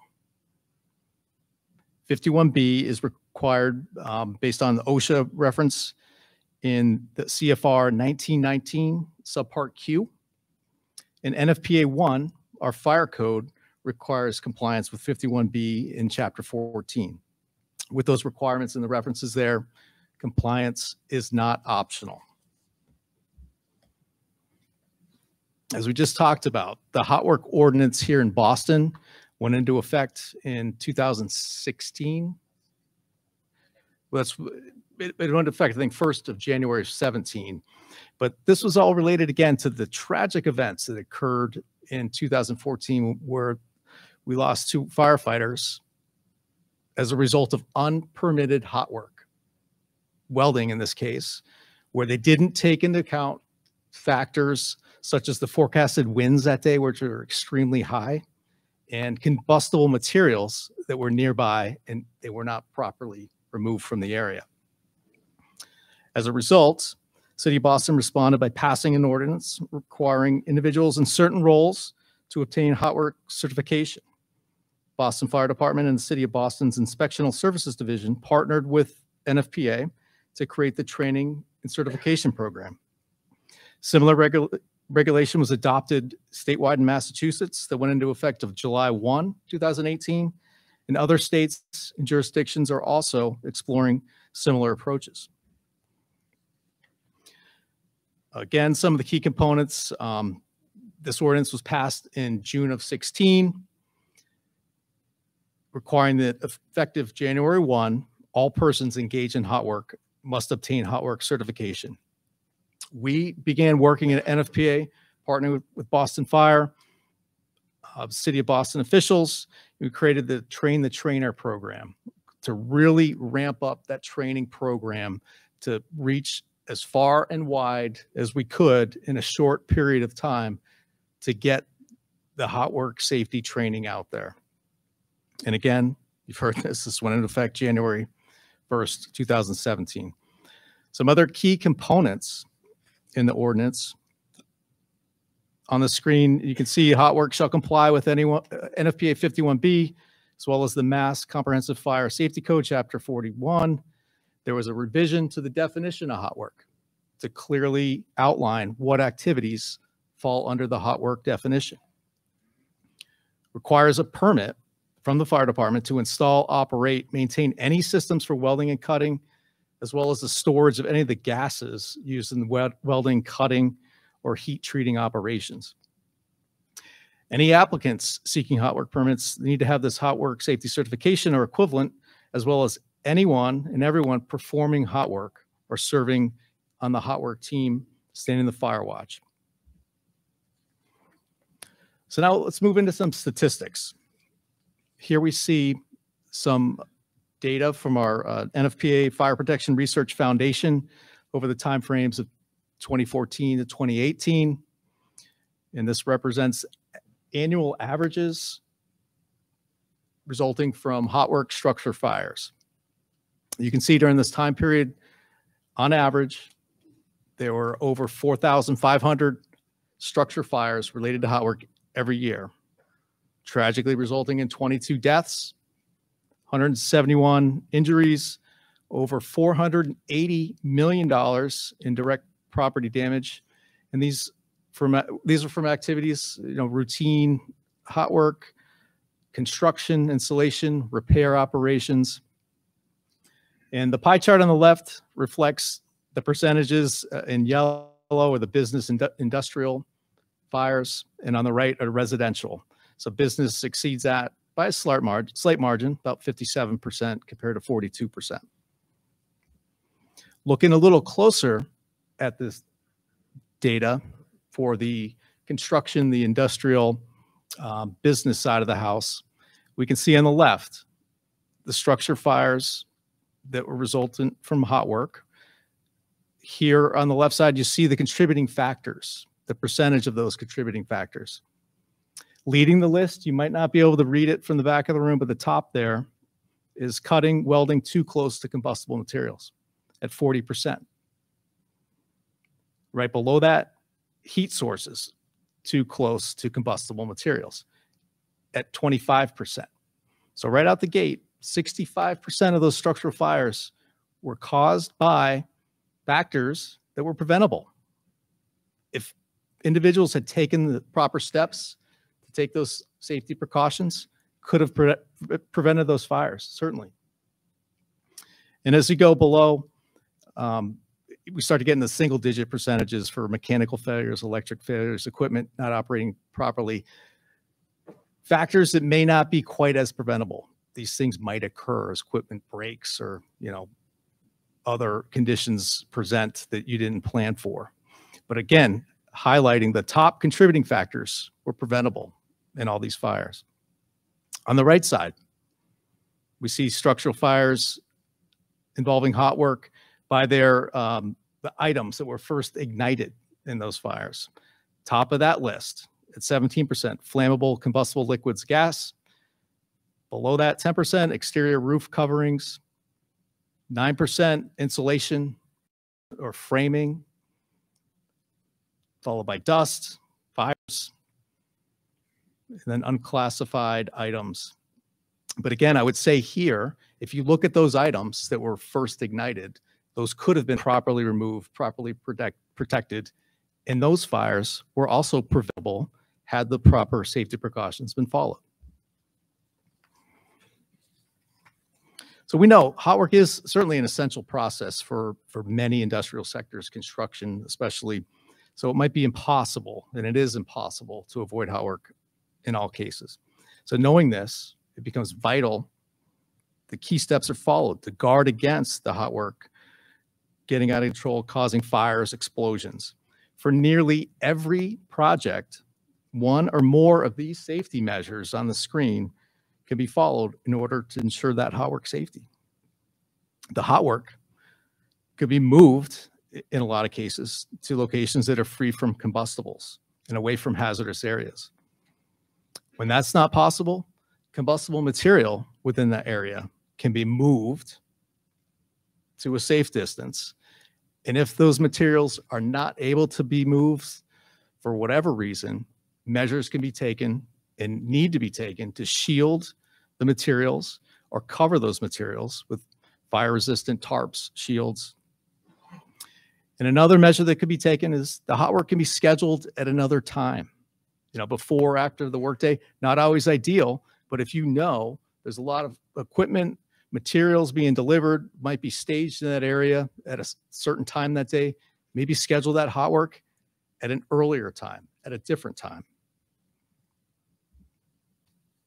So jumping into our NFPA hot work safety training, like I mentioned before, we have a 3-step process that we use. Those steps include the recognition step, where the hazards are identified. Evaluation step, where we assess the degree of those hazards, take a closer look at what's going on. And the third and probably most important step is a control step, where we minimize and eliminate the hazards if possible. So we'll dive deeper into each one of these steps, starting with recognition. Goes back to the first question: what is hot work? Well, obviously the screen says activities have a flame, spark, production, heat. There you go. But we need to also think about not just the obvious, when you see a flame, a torch, flying sparks, but understand how that heat is transmitted. It doesn't always have to be that direct contact. Heat's transmitted through radiation, like when you walk past an open oven or a boiler, or you can feel that heat radiating off. Hot work, a lot of times, will generate enough heat, radiant heat, to ignite combustible materials if it's too close. Heat can also be conducted through structures. It can be conducted through, if the hot work is on a wall, can conduct through that wall and ignite material on the other side. So we need to be thinking about what's going on with the hot work that we're involved in. Typical hot work activities are listed on the screen. Obvious ones are on the left column. Again, fire, flying sparks, pretty obvious that it's hot work. But what about activities like drilling, tapping, power-driven fasteners, activities involved with roofing? When you have the kettles, the heaters, the melting equipment generating a lot of heat. Is that hot work? Yeah, it is. And other similar applications that produce heat, flames, sparks, etc. Hot work comes in all forms. We have to be always thinking about this and understanding this. And with each one of these hot work activities, it brings the ignition source to the fire triangle. We all know the components of the fire triangle. We heard about that this morning. It needs the 3 things: oxygen, ignition source, fuel. In any work site, we're going to have oxygen, right? Otherwise, we're not going to be there. We're not going to sustain human life. Normal conditions, 20%. It's really 19.5. But you also have to understand and think about conditions where you're performing hot work around oxygen sources, like oxygen tanks. And in those conditions, they could elevate the oxygen levels in that space or in that area that would make it easier for objects to ignite. And if fire does occur, it will burn much, much more intensely with that elevated oxygen. Ignition source, I think that's pretty obvious. That's our hot work. We're already bringing that to the table, already bringing that to the fire triangle. So the last component, the fuel. What types of fuel are out there during the hot work? Sometimes it's the object the hot work's being performed on. If the hot work's not done properly, gets out of control, you could burn whatever structure, whatever you're working on. But more often and most concerning, it's the unintended fuel sources that are nearby, the combustible, flammable material that's not properly accounted for. So what are these things? Other unintended fuel sources could include your flammable combustible liquids, combustible dusts in the area. If you're doing hot work on machinery or in an area that's not cleaned very well, you could have dust behind it that you weren't aware of that could ignite, dust bunnies. Think about exhaust vents.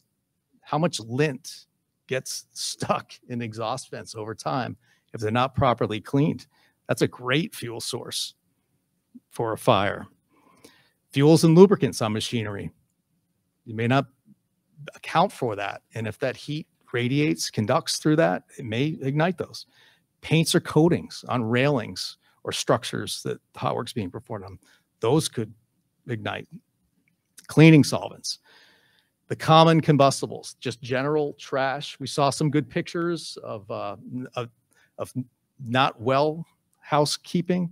I didn't say that right, but you know what I mean. Housekeeping that got out of control, where you had that trash pile on a work site. You know, the papers, rags, scaffolding, insulation, pallets, etc. What about improperly cleaned containers and tanks? You might be doing hot work on an empty tank. It looks empty, looks clean. Maybe it smells clean. You don't smell anything. But what about the previous contents that it held? It may have held flammable combustible liquids. Are there flammable vapors there? Has that been tested? Has it been gas-freed? So now that we've talked a lot about the recognition steps, now we go into the evaluation side of it, where we really assess and think about the degrees of the hazards. And your evaluation should always be both qualitative and quantitative. And by qualitative, I mean, it's not measured with a numerical result. It's what you see. It's what you can account for when you walk in the space. You know, you see that there's piles, there's combustibles, there's things that need to be moved. You also need to look what's above that space, what's on the floor above, floors below, the room next door, space next door. You have to be thinking literally outside of that box where the hot work's being performed. Another part of that qualitative evaluation is you could go to the material, the safety data sheets. If there are chemicals or materials nearby, figure out what it is. Figure out what the toxicity, what the flammability of those materials are. That goes into your qualitative evaluation. Quantitative evaluation, this is what you would measure with a numerical result, meaning you would test an atmosphere for flammable gases. On that container example we just talked about, you know, if you knew there were flammable materials in there before, you want to test the atmosphere. Make sure it's free of the flammable gases. And if there are any present, it needs to be well below that lower 10% of that lower flammability limit. When you perform these quantitative evaluations, if you do it before you start the hot work, you need to keep doing this routinely because conditions change. We know this. So if it's safe conditions to start, it may not be safe 1 hour, 2 hours, 3 hours down the road. So you have to keep testing.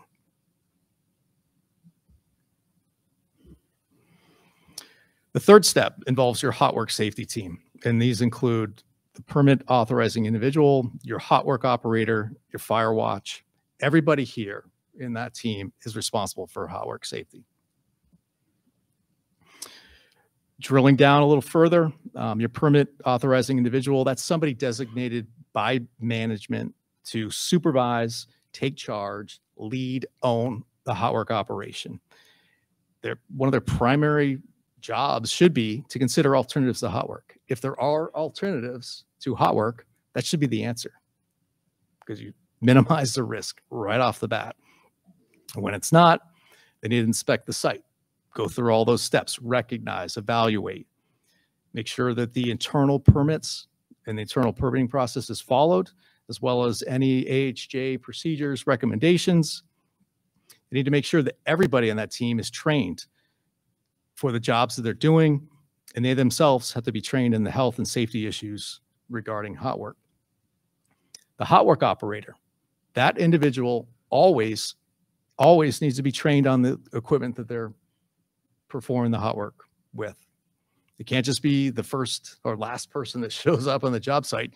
You give them a grinder, like, hey, all right, you're going to go grind this down so we can paint it or whatever. They need to be trained, qualified to operate that equipment.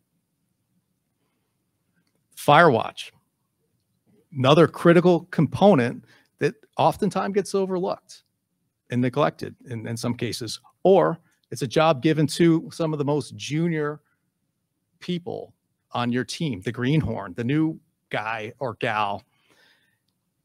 But that's a critical job. They need to monitor at all times, you know, for smoldering, smoke, etc.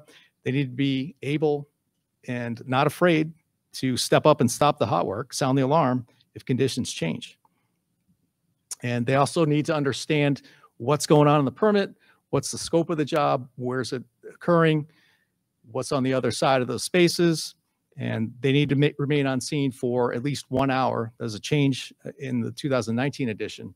Hot work remains on scene for 1 hour following the hot work completion. All critical components in the control step. This comes together when the PAI issues the hot work permit. And what that does, the most important piece is it forces the completion and documentation of all those steps, the recognition, evaluation, the control. Make sure they take those steps to separate the unintended fuel from the ignition source that is your hot work. It's very important that these permits are posted. We saw the examples of the whiteboard, but outside of the hot work activity area, it needs to be prominently posted so that an unsuspecting worker doesn't walk into that unintentionally, putting themselves in harm's way, or walk into it with other fuel sources and unintentionally bring fuel to the fire. In NFPA 51B, there's a good decision tree that walks the user through a step-by-step process to determine whether or not hot work permits are needed. There are some instances where they're not. If you have a designated hot work area on a site that's been made safe for hot work, you may not need a permit there. But on the other sites, in most cases, you're going to need that hot work permit. In NFPA 51B, you can find a great example on the screen of what a hot work permit should look like. This isn't the required format that it needs to be in, but it certainly hits all of the steps that need to be considered, documented, completed for an internal hot work that may be generated a little bit different from this. Another concept that we teach during our hot work safety training is this idea of the 35-foot rule. And what it is you essentially set up a perimeter around your hot work of 35 feet, no less than 35 feet. And you remove your combustible, flammable objects outside of that 35 feet. If they can't be moved, if they're too heavy or it's impossible to move it, again, properly shield it, properly cover it. And the idea behind 35 feet came up from some testing. And it's really the distance that most sparks would be expected to travel. But it's not hard and fast. At 35 feet, you're safe. Inside of it, you're not. There are certain instances, as you know, if you go beyond 35 feet, you still might not be safe because sparks may be able to travel greater distances due to weather conditions, winds, airflow throughout the workspace. If the hot work is elevated, if it's on the ground, your sparks are going to be pretty easily contained. But as you start to elevate that hot work up a story, up 2 stories, you're going to need to expand that 35-foot out much further. In addition to that, you're also going to need to consider additional fire watch. You can't just have one fire watch at the hot work source. You need to think about other people below on the other sides of where those sparks might be falling. Consideration also needs to be given to any openings. There may be, under construction, there might be holes, gaps to the floors below, stairwells, pipes that penetrate through the different floors, walls. Those need to be protected, covered, sealed. All those things have to be addressed. And I just want to leave everybody with this diagram. This is an example of the 35-foot rule put into practice. What you have here is hot work being performed on the corner of some rack storage area. The rack has been cleared. All the flammable combustible materials have been moved off. The canned paint on the lower left, you can see that. Palletized storage on that right side, outside of the 35-foot radius. There's what looks like an egg on that lower right side in the circle. That's actually supposed to represent material that is not able to be moved, but it's covered with a fire-resistant tarp and weighted down so that no sparks, no fire can get to that material that's inside of that 35-foot. There's also a pipe that's represented in there. And that's the consideration I just spoke to. If you have an open access to other areas, you need to address it, seal it, cover it, protect it. And with those pipes, again, you can't just have one fire watch in that space. They would need to be posted perhaps above and below. You also see in this diagram that 35-foot spear goes outside of the firewall. So you need to make sure that the doors close properly. And then think about what's on the other side of that wall within that sphere. Could heat be radiated or conducted through that wall and ignite combustibles on the other side? Most certainly can. So consideration would also need to be given for a fire watch posting there as well. So these are all the things that we touch on in our training, and more specific to what we provide at NFPA. I mentioned before, we had the Train the Trainer program. And that's when we really ramped up the training around that 2016, 2017 timeframe to hit far and wide. And I believe the number that we've trained certified is up in 66,000 of certified individuals so far. And I believe 12 to 15,000 of those were certified using the online training. But we're approaching the time now where we have to think about addressing this again, because as we know, you hear something one day, you might not be able to remember it very well or quite as well the next day. So on the screen here, this takes you through what our hot work safety certificate online training would cover. Goes into hot work, what it is, why it's dangerous, the relevant standards, regulations, ordinances that apply. Takes you through the 3-step process we talked about: recognize, evaluate, control, and then it goes further into hot work programs, permits, fire watch duties as well. To queue up our videos. People around the globe use their welding, grinding, and other types of equipment to engage in hot work, and if left unchecked, operations could put the lives of those around them at risk. U.S. fire departments respond to an average of 4,580 structure fires involving hot work each year. These fires can result in avoidable death, injury, and hundreds of millions of dollars in property loss. The Hot Work Safe Practices online training course walks you through various considerations so that hot work can be performed safely in a variety of different locations. In this course, you'll learn how to recognize the importance of hot work safety, identify the various types of hot work activity and the hazards they present, walk through the system's approach for planning and executing hot work operations, and illustrate how the permitting system works to keep everyone safe on the job site. Through engaging activities and interactive scenarios, you'll develop the awareness and understanding you need to avoid accidents, injuries, and tragedies on work sites where hot work occurs. Are you ready to be the solution to the problem? Sign up for the Hot Work Safe Practices online training today, because knowledge is power. Just the general, if you didn't learn anything today, www.nfpa.org takes you to a tremendous amount of resources to start. So thank you for the pleasure of your time.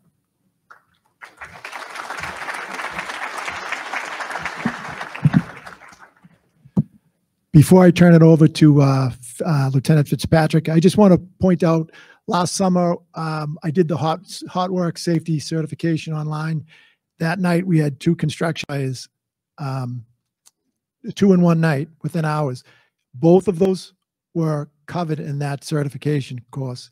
Exact, they had slides on them. So I just want to point out, these things, they open your eyes and they do work. So with that being said, I'm going to turn it over to Peter and Lieutenant Fitzpatrick.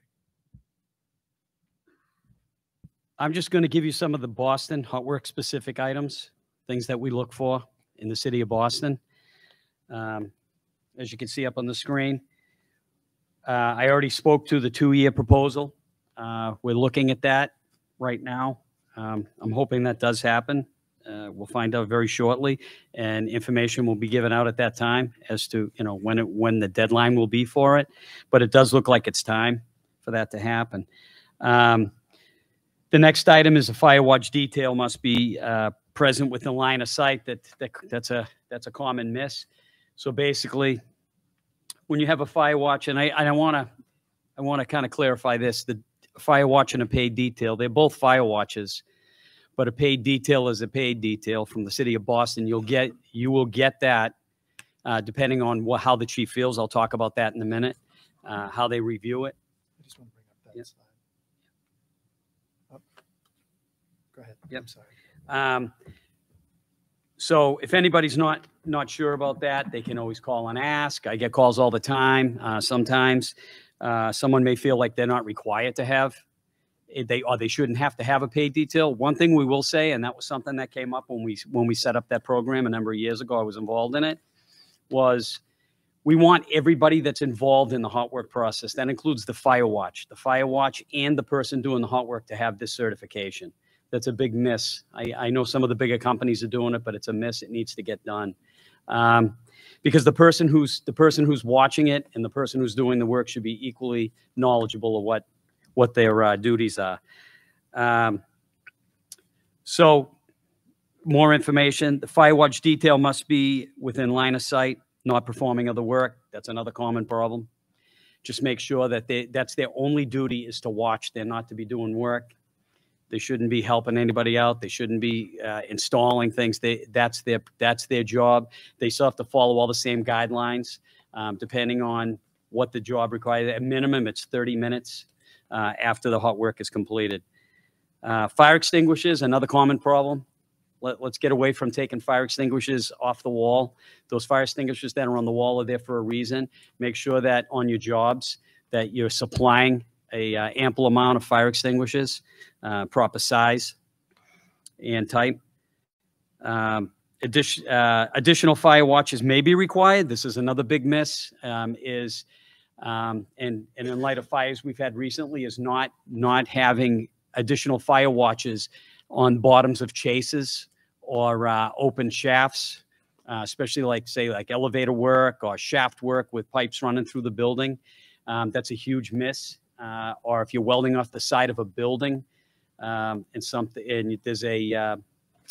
there's sparks flying down. A number of years ago, very quickly, I'll tell you this. A number of years ago, there was a mother walking with a child down in the seaport, and sparks were flying off the building, and the kid got burned, the baby. So just keep all that in mind. It's very important. Make sure you're protecting the outside of the building also. Make sure you have fire-rated tarpaulins. Make sure they're up to date. Make sure that you look at the date on them. If I go out to a job, I'll look at them, see if they're still in compliance. The FPPM should be inspecting hot work area before hot work takes place. But this is also in conjunction with the permit authorizing individual, and that's very confusing to people. The permit authorizing individual can be the FPPM also. That's the way we view it. Can be that person, but that person has to be qualified enough. They have to be responsible enough. So you can delegate that job, but the FPPM is still responsible. So if he doesn't feel comfortable with that person he's delegated, then he'll have to do it himself. So some jobs you're able to do it. You go to a 40-story building, that guy's got a Herculean task of what he's got to do. Let's see, next. The triggers for a detail, that comes up a lot. Triggers for a detail, type of work. Depends what the work is. Depends where it is. Depends what the exposures are. If you're out in the middle of a baseball field and you're welding a piece of steel and there's nothing near you, obviously, and that goes back to that 35-foot range or that 35-foot circle. So keep that in mind. It's on a case-by-case basis. It's often asked, who determines, who needs the detail or paid detail, who requires the paid detail. That's in the city of Boston. That's determined by the fire marshal, the assistant fire marshal, or any district chief, or any acting district chief will assign paid details. They usually assign them based on their knowledge of a building, what they think the hazards are going to be or the potential hazards could be.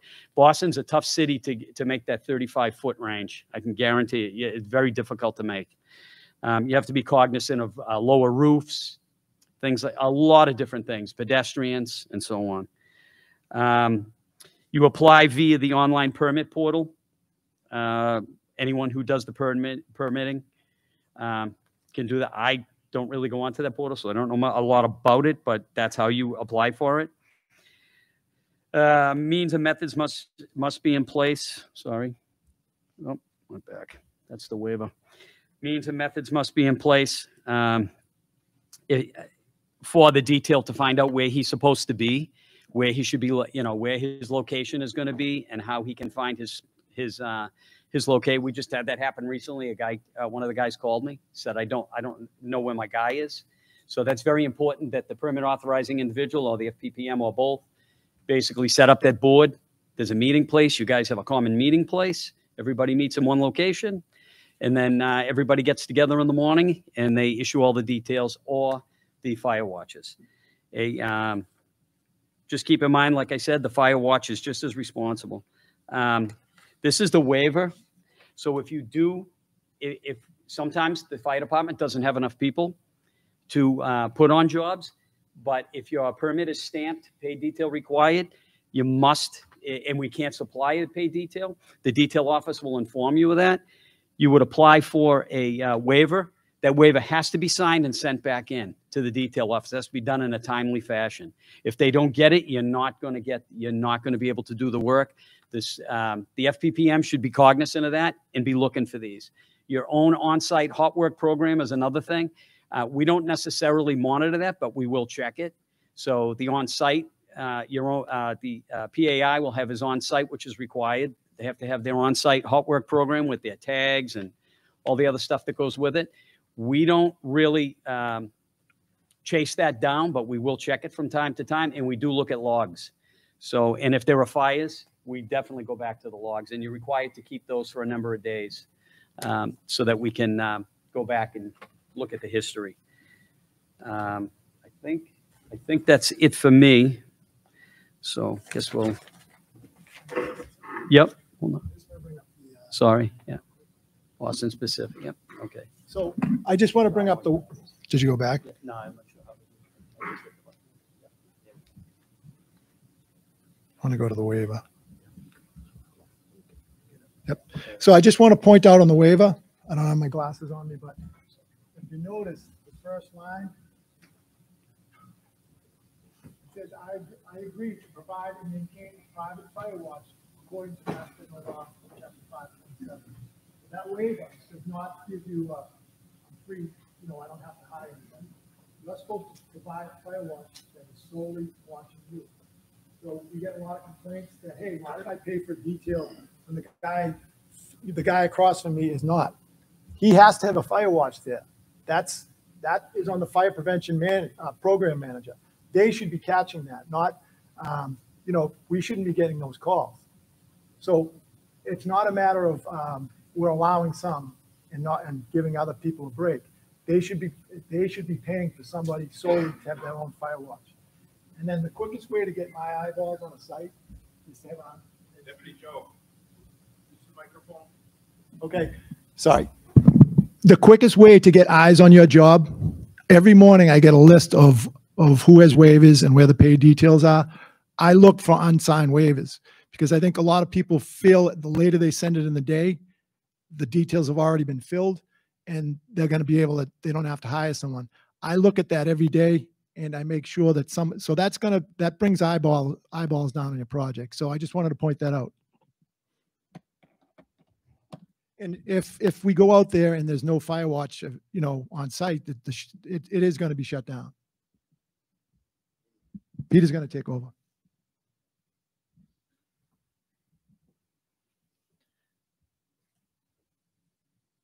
So just to reset where we are in the agenda before I hand it back over to the deputy to speak to existing buildings, is we've got ourselves to a point where we understand why we're here by way of the code path.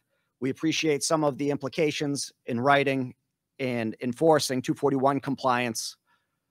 The deputy issued some important news relative to expectations on the FPPM certification by way of the NFPA, as well as the acknowledgement form that goes forth by way of two different triggers. The certification comes forth by way of all permit applications. And if we're of a building of a certain size that otherwise warrants a standpipe, whether I'm a new construction that's going to require a standpipe or existing building with a standpipe, the acknowledgement form has to be a little bit different and include a bit more information relative to the understanding and the acknowledgement as to 241 compliance on our project. So this hopefully is going to change some of the messaging that we heard at the mayoral summit a few months ago relative to culture and having that pride of ownership with 241 compliance on our job sites, whether it's being enforced by the primary fire protection program manager or one of the alternates, one of our ops that's running the job and responsible for compliance on second, third shift, weekend, FPPMs on vacation and the like. So hopefully that raises awareness in that regard. Thank you for the review on the hot work. And if you can just bear with us for the last half hour or so, I think there's some important perspective to share as to how the items that we talked about today apply to our existing buildings relative to maintenance, relative to where we as a consulting industry are asked to step in, and that's to assist in developing impairment plans and determining the appropriateness of what may or may not be permitted relative to impairments in existing buildings. We'll touch upon that briefly. And then lastly, as time allows, we'll speak to some of the challenges in delivering buildings, whether they be phased or at their initial turnover state. So with that, Marshall. So existing building life safety maintenance. BFD involvement is, I'm going to change that to 4 triggers. We have the permitting process. Work, if you're going to do work in an existing building. We have complaints. We get a lot of complaints about occupants that are living in a building in which active construction is going on. And we have firefighters that respond to the building or drive by a building and they notice something amiss. And then the 4th one, believe it or not, and it happens a lot, is someone that is in the service industry that maintains the systems will drop a dime, and they will call and they will say, "Hey, look, I just want to give you a heads up. I was just working on the fire alarm, and I just took a look at that fire pump, and it's in tough shape." So, you know, there are people that care out there, and that's how things come across our radar. And it can, when we get involved, it tends to get expensive. Some systems that you want to look at before you do any work on a building. A fire alarm systems, sprinkler systems, standpipe systems, fire pump, generator, smoke control, the BDA, and fire escapes. These are all things that get jobs shut down, that get fire pump details, that get fire paid details walking through the building, and it adds up, and it can really tend to slow a project down. So as you're in the, you know, talking and going through the and design plans, one of the first things you should be doing is reviewing the life safety systems, because that if you plan on having an occupied looking for, that's where we draw the line in the sand, and it'll continue to be so. I'm going to turn over to impairments to Peter Harrod. Impairments, basically no blanket permission or tolerance. Impairments are on a case-by-case basis, so keep that in mind. You can't just impair on your own. Will be a factor, whether it's occupied or not occupied. If it is occupied, what's the occupancy? So that's going to vary as to how you're going to be able to do your impairments, sprinkler, fire alarm, and so on. Whether it's residential, assembly, business, or retail.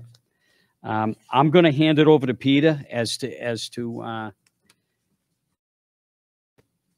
how we do the impairments with like buffer. Again, this isn't a guarantee, but you can request by special permit or on your permit application, depending on how it's submitted. You can request to have different types of impairments, and Peter will talk more about that.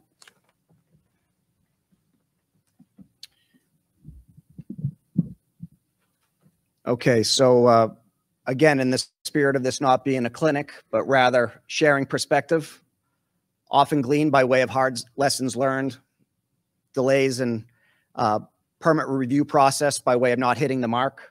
We felt like some good examples, likely to be rejected examples, might be appreciated by the audience. In terms of impairments, we're talking about sprinkler and or automatic fire alarm devices, smoke detectors, heat detectors, and the like. So we can use those types of devices interchangeably. So one floor at a time is commonly accepted practice, right? And when we say one floor at a time, we're talking about hour impairment lengths. This is driven right out of the NFPA standards, maintenance of systems. We can't impair a life safety device for longer than 10 hours by way of the standard. Common expectation in the city of Boston is 8 hours. And you'll see that on your permits. You literally review your sprinkler or fire alarm or bagging alteration permits. It will say 8 hours right on it. So one floor at a time is commonly written into that permit and accepted practices. If you write that into your impairment plan, likely to get approved. What often isn't likely to get approved are 2 consecutive floors at a time. There are times where, by way of creative mitigation, we've been able to suggest a manner and means in which this might be appropriate, but there's no set recipe. As the lieutenant mentioned, it's ideally one floor at a time, otherwise a case-by-case basis. What might likely be permitted with proper mitigation and consideration, particularly if you introduce buffer floors, would be a floor of sprinkler impairment and a floor of smoke detector impairments at the same time. Should you wish both of these levels to be sprinkler or smoke, that would require special permission. So being mindful of whenever we as building owners are going to permit our general contractors to disable smoke detectors electronically or by way of bags, or turning a sprinkler valve to do a drain down to allow for sprinkler reconfiguration. If we have more than one floor at a time, we're at risk. That should raise a flag. If it's one floor each of sprinkler and smoke, we're probably in good shape, provided we have the permits. But if it's the same type of system, be aware, make sure your owner's master program speaks to these multiple levels, and that your sprinkler and or fire alarm permits recognize the Fed in the impairment.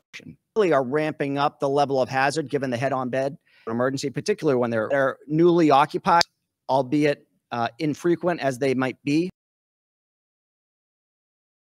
We're trying to show in this diagram is that we have on the lower 3. We're unoccupied, but we have sprinkler protection. And then in a rare instance where I need to do a sprinkler location, I have that buffer floor between. So these are the types of requests that from the plan. Get into this level of detail and clarity in your impairment plan as you're writing it up. I wanted to transition to laboratory compliance. So many of the projects that we're finding ourselves getting involved in involve shell and core, new lab construction, modifications to existing office buildings to adaptively reuse them to laboratories. It's introducing a significant degree of complexity into our projects. The reason being a few things. Perhaps we're driving in new HVACs to accommodate the continuous lab exhausts or to provide for compliance for these lab users. Doing so is obviously introducing an unenclosed floor opening for a period of time that needs to be addressed. So this is an impairment not to a sprinkler system, a smoke detector system, but to our passive barriers. Our floor assemblies are providing some degree of fire resistance. If I want to blow a hole through one floor, or in some of the projects we're on as many as 6 to 8 floors, how is it that I can accommodate the building occupants with the same degree of safety that the products of combustion pass through more than 2 levels? We need to be thinking about this. It's continuing to be a challenge as we're working on any number of these projects from the financial district to South Boston. Gut renovation of floor. They're so heavy on the at times impractical to maintain sprinkler on a regular basis. If that cannot be achieved, what are we doing to offer some degree of mitigation to ensure that the building occupants are minimally provided with early notification in the case that they aren't sprinkler protection? So the things is the introduction of sprinkler zone control valves. This will allow us to isolate portions of floors rather than the entirety of floors. In the case where I'm doing a lab TI project, actively incorporating temporary heat detection as part of my design, and if not part of my design, as part of my means and methods as we as general contractors lay out the projects. This is oftentimes a critical path because we all know the degree of review that the fire department will put us through is thorough. So it could take the better part of 4+ weeks. So if we're thinking about installing temp heat detection to begin ceiling demo, we're about 3 months too late. So really trying to get ahead of that becomes critical. The last point, and I'm going to walk through an example on a floor plan, is at all costs, to the degree possible, we need to avoid performing sprinkler isolation that will otherwise impact portions of the building that are in active lab use or incorporate any semblance of active hazardous material storage specifically associated with flammable and combustible liquids. I've learned this by way of scrutiny provided by Boston Fire Prevention as we've helped and tried to submit for impairment plans, and we're getting held up because they want a degree of insurance that the building occupants and these hazards are as protected as they reasonably can be. So I thought it was prudent to try to share a case study in this example. We have a first floor of a newer existing laboratory office building. You're seeing any semblance of retail tenants that may or may not be fit out, your office lobby, as well as your hazardous material storage. So we have our hazardous material storage room, and I want to do some sprinkler modifications in retail tenant B. This is applicable to almost every lab building that's coming on the market. They're being delivered as shell and core. I'm immediately trying to accommodate my tenants, the first ones in, who want to utilize the hazardous material storage room as a means to store their chemicals in short order. The concern raised by the fire department is if I want to make those modifications in retail tenant B, what are the implications as I turn those valves? I've now rendered my sprinkler system on the entirety of the first floor. We are talking hundreds and hundreds of gallons of flammable and combustible liquids that otherwise are residing in the hazardous storage room. So how can we prevent this type of scenario? Team, or we as the NFPA 241 consultants, be proactively talking to the developers and or the general contractors to introduce zone control valves such that the retail tenant B sprinkler isolations can occur without the balance of the floor, which is occupied. A, I'm concerned about my general public, and B, concerned significantly about the hazardous material storage room. So let's be better collectively as an industry to be talking about this early. If we're speccing it early or even getting it installed prior to the installation and the commissioning of the full systems, we're talking peanuts. We want to deal with this after the fact. It can be a redistribution piping. Similarly, what's happening is we switch gears to what a building section might look like in these lab projects is we're delivering shell and core buildings with only a handful of floors occupied by the tenant. And incidentally, this has much to do with existing buildings, and you can apply this to office buildings as much as lab buildings, but I wanted to try to speak to the project du jour. We're over at initial occupancy with still a handful of floors that are under construction. So what you're seeing is in yellow is a TI, a tenant improvement project that is still under construction on any number of floors. We've introduced a thermometer to try to illustrate level of concern. How hot is this going to be from the plan reviewer as he's providing input to your impairment ask? So I have 5 floors of TI construction. If I'm making the commitment that I am only going to do drain downs on 1 floor at a time, relatively straightforward. You're likely to get your permit approved, particularly when you see these yellow buffer floors in between construction areas and occupied labs. These buffer floors are under construction, but they do not necessitate lack of suppression, meaning no impairments needed. So what happens when the buffers decrease? We're still probably in pretty good shape if I'm just doing an 8-hour isolation.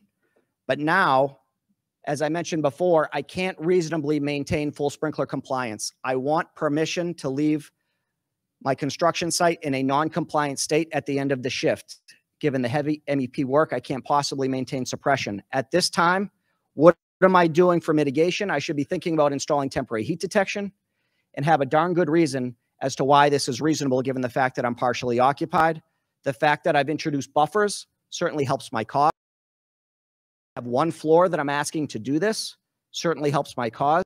There are times that we as an industry are pushed on multi-floor restacks, tenants going in 3 floors at a time, aggressive construction schedules where 1 floor isn't enough. So we're regularly trying to think outside the box without costing life safety to the degree practical and provide help justify it. So as we continue to raise the bar, if I have no buffer floor, temperatures going up, likelihood of it getting accepted, particularly in an occupied building, is getting less and less. The concern here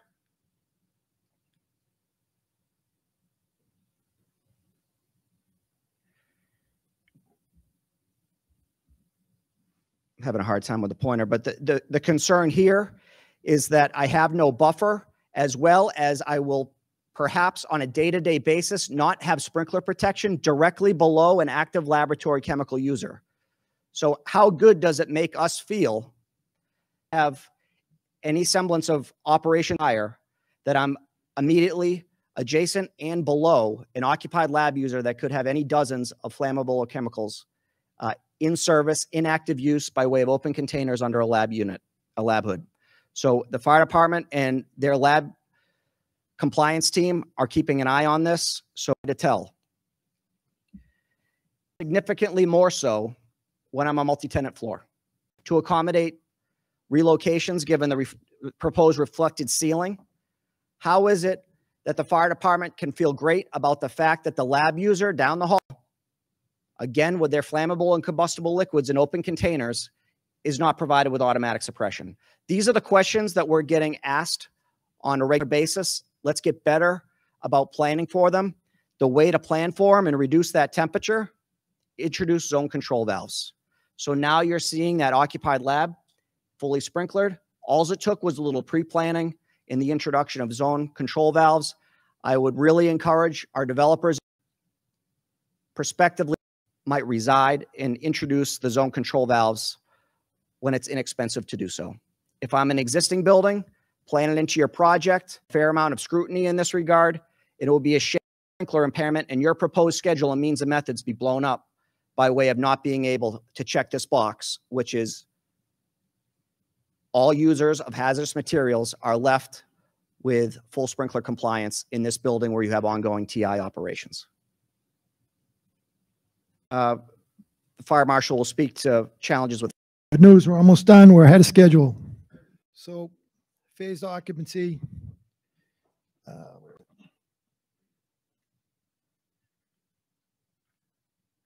Phased or continuous occupancy is 100% complete fire protection and life safety features as required for occupancy at your TCO1.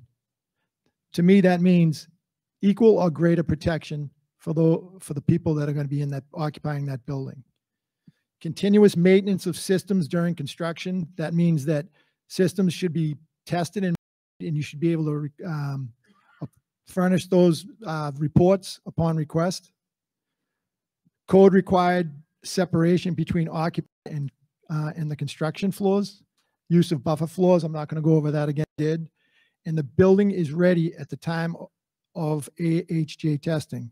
We're getting a lot of requests to go out of sequence. That sequence for a purpose. They all build on each other.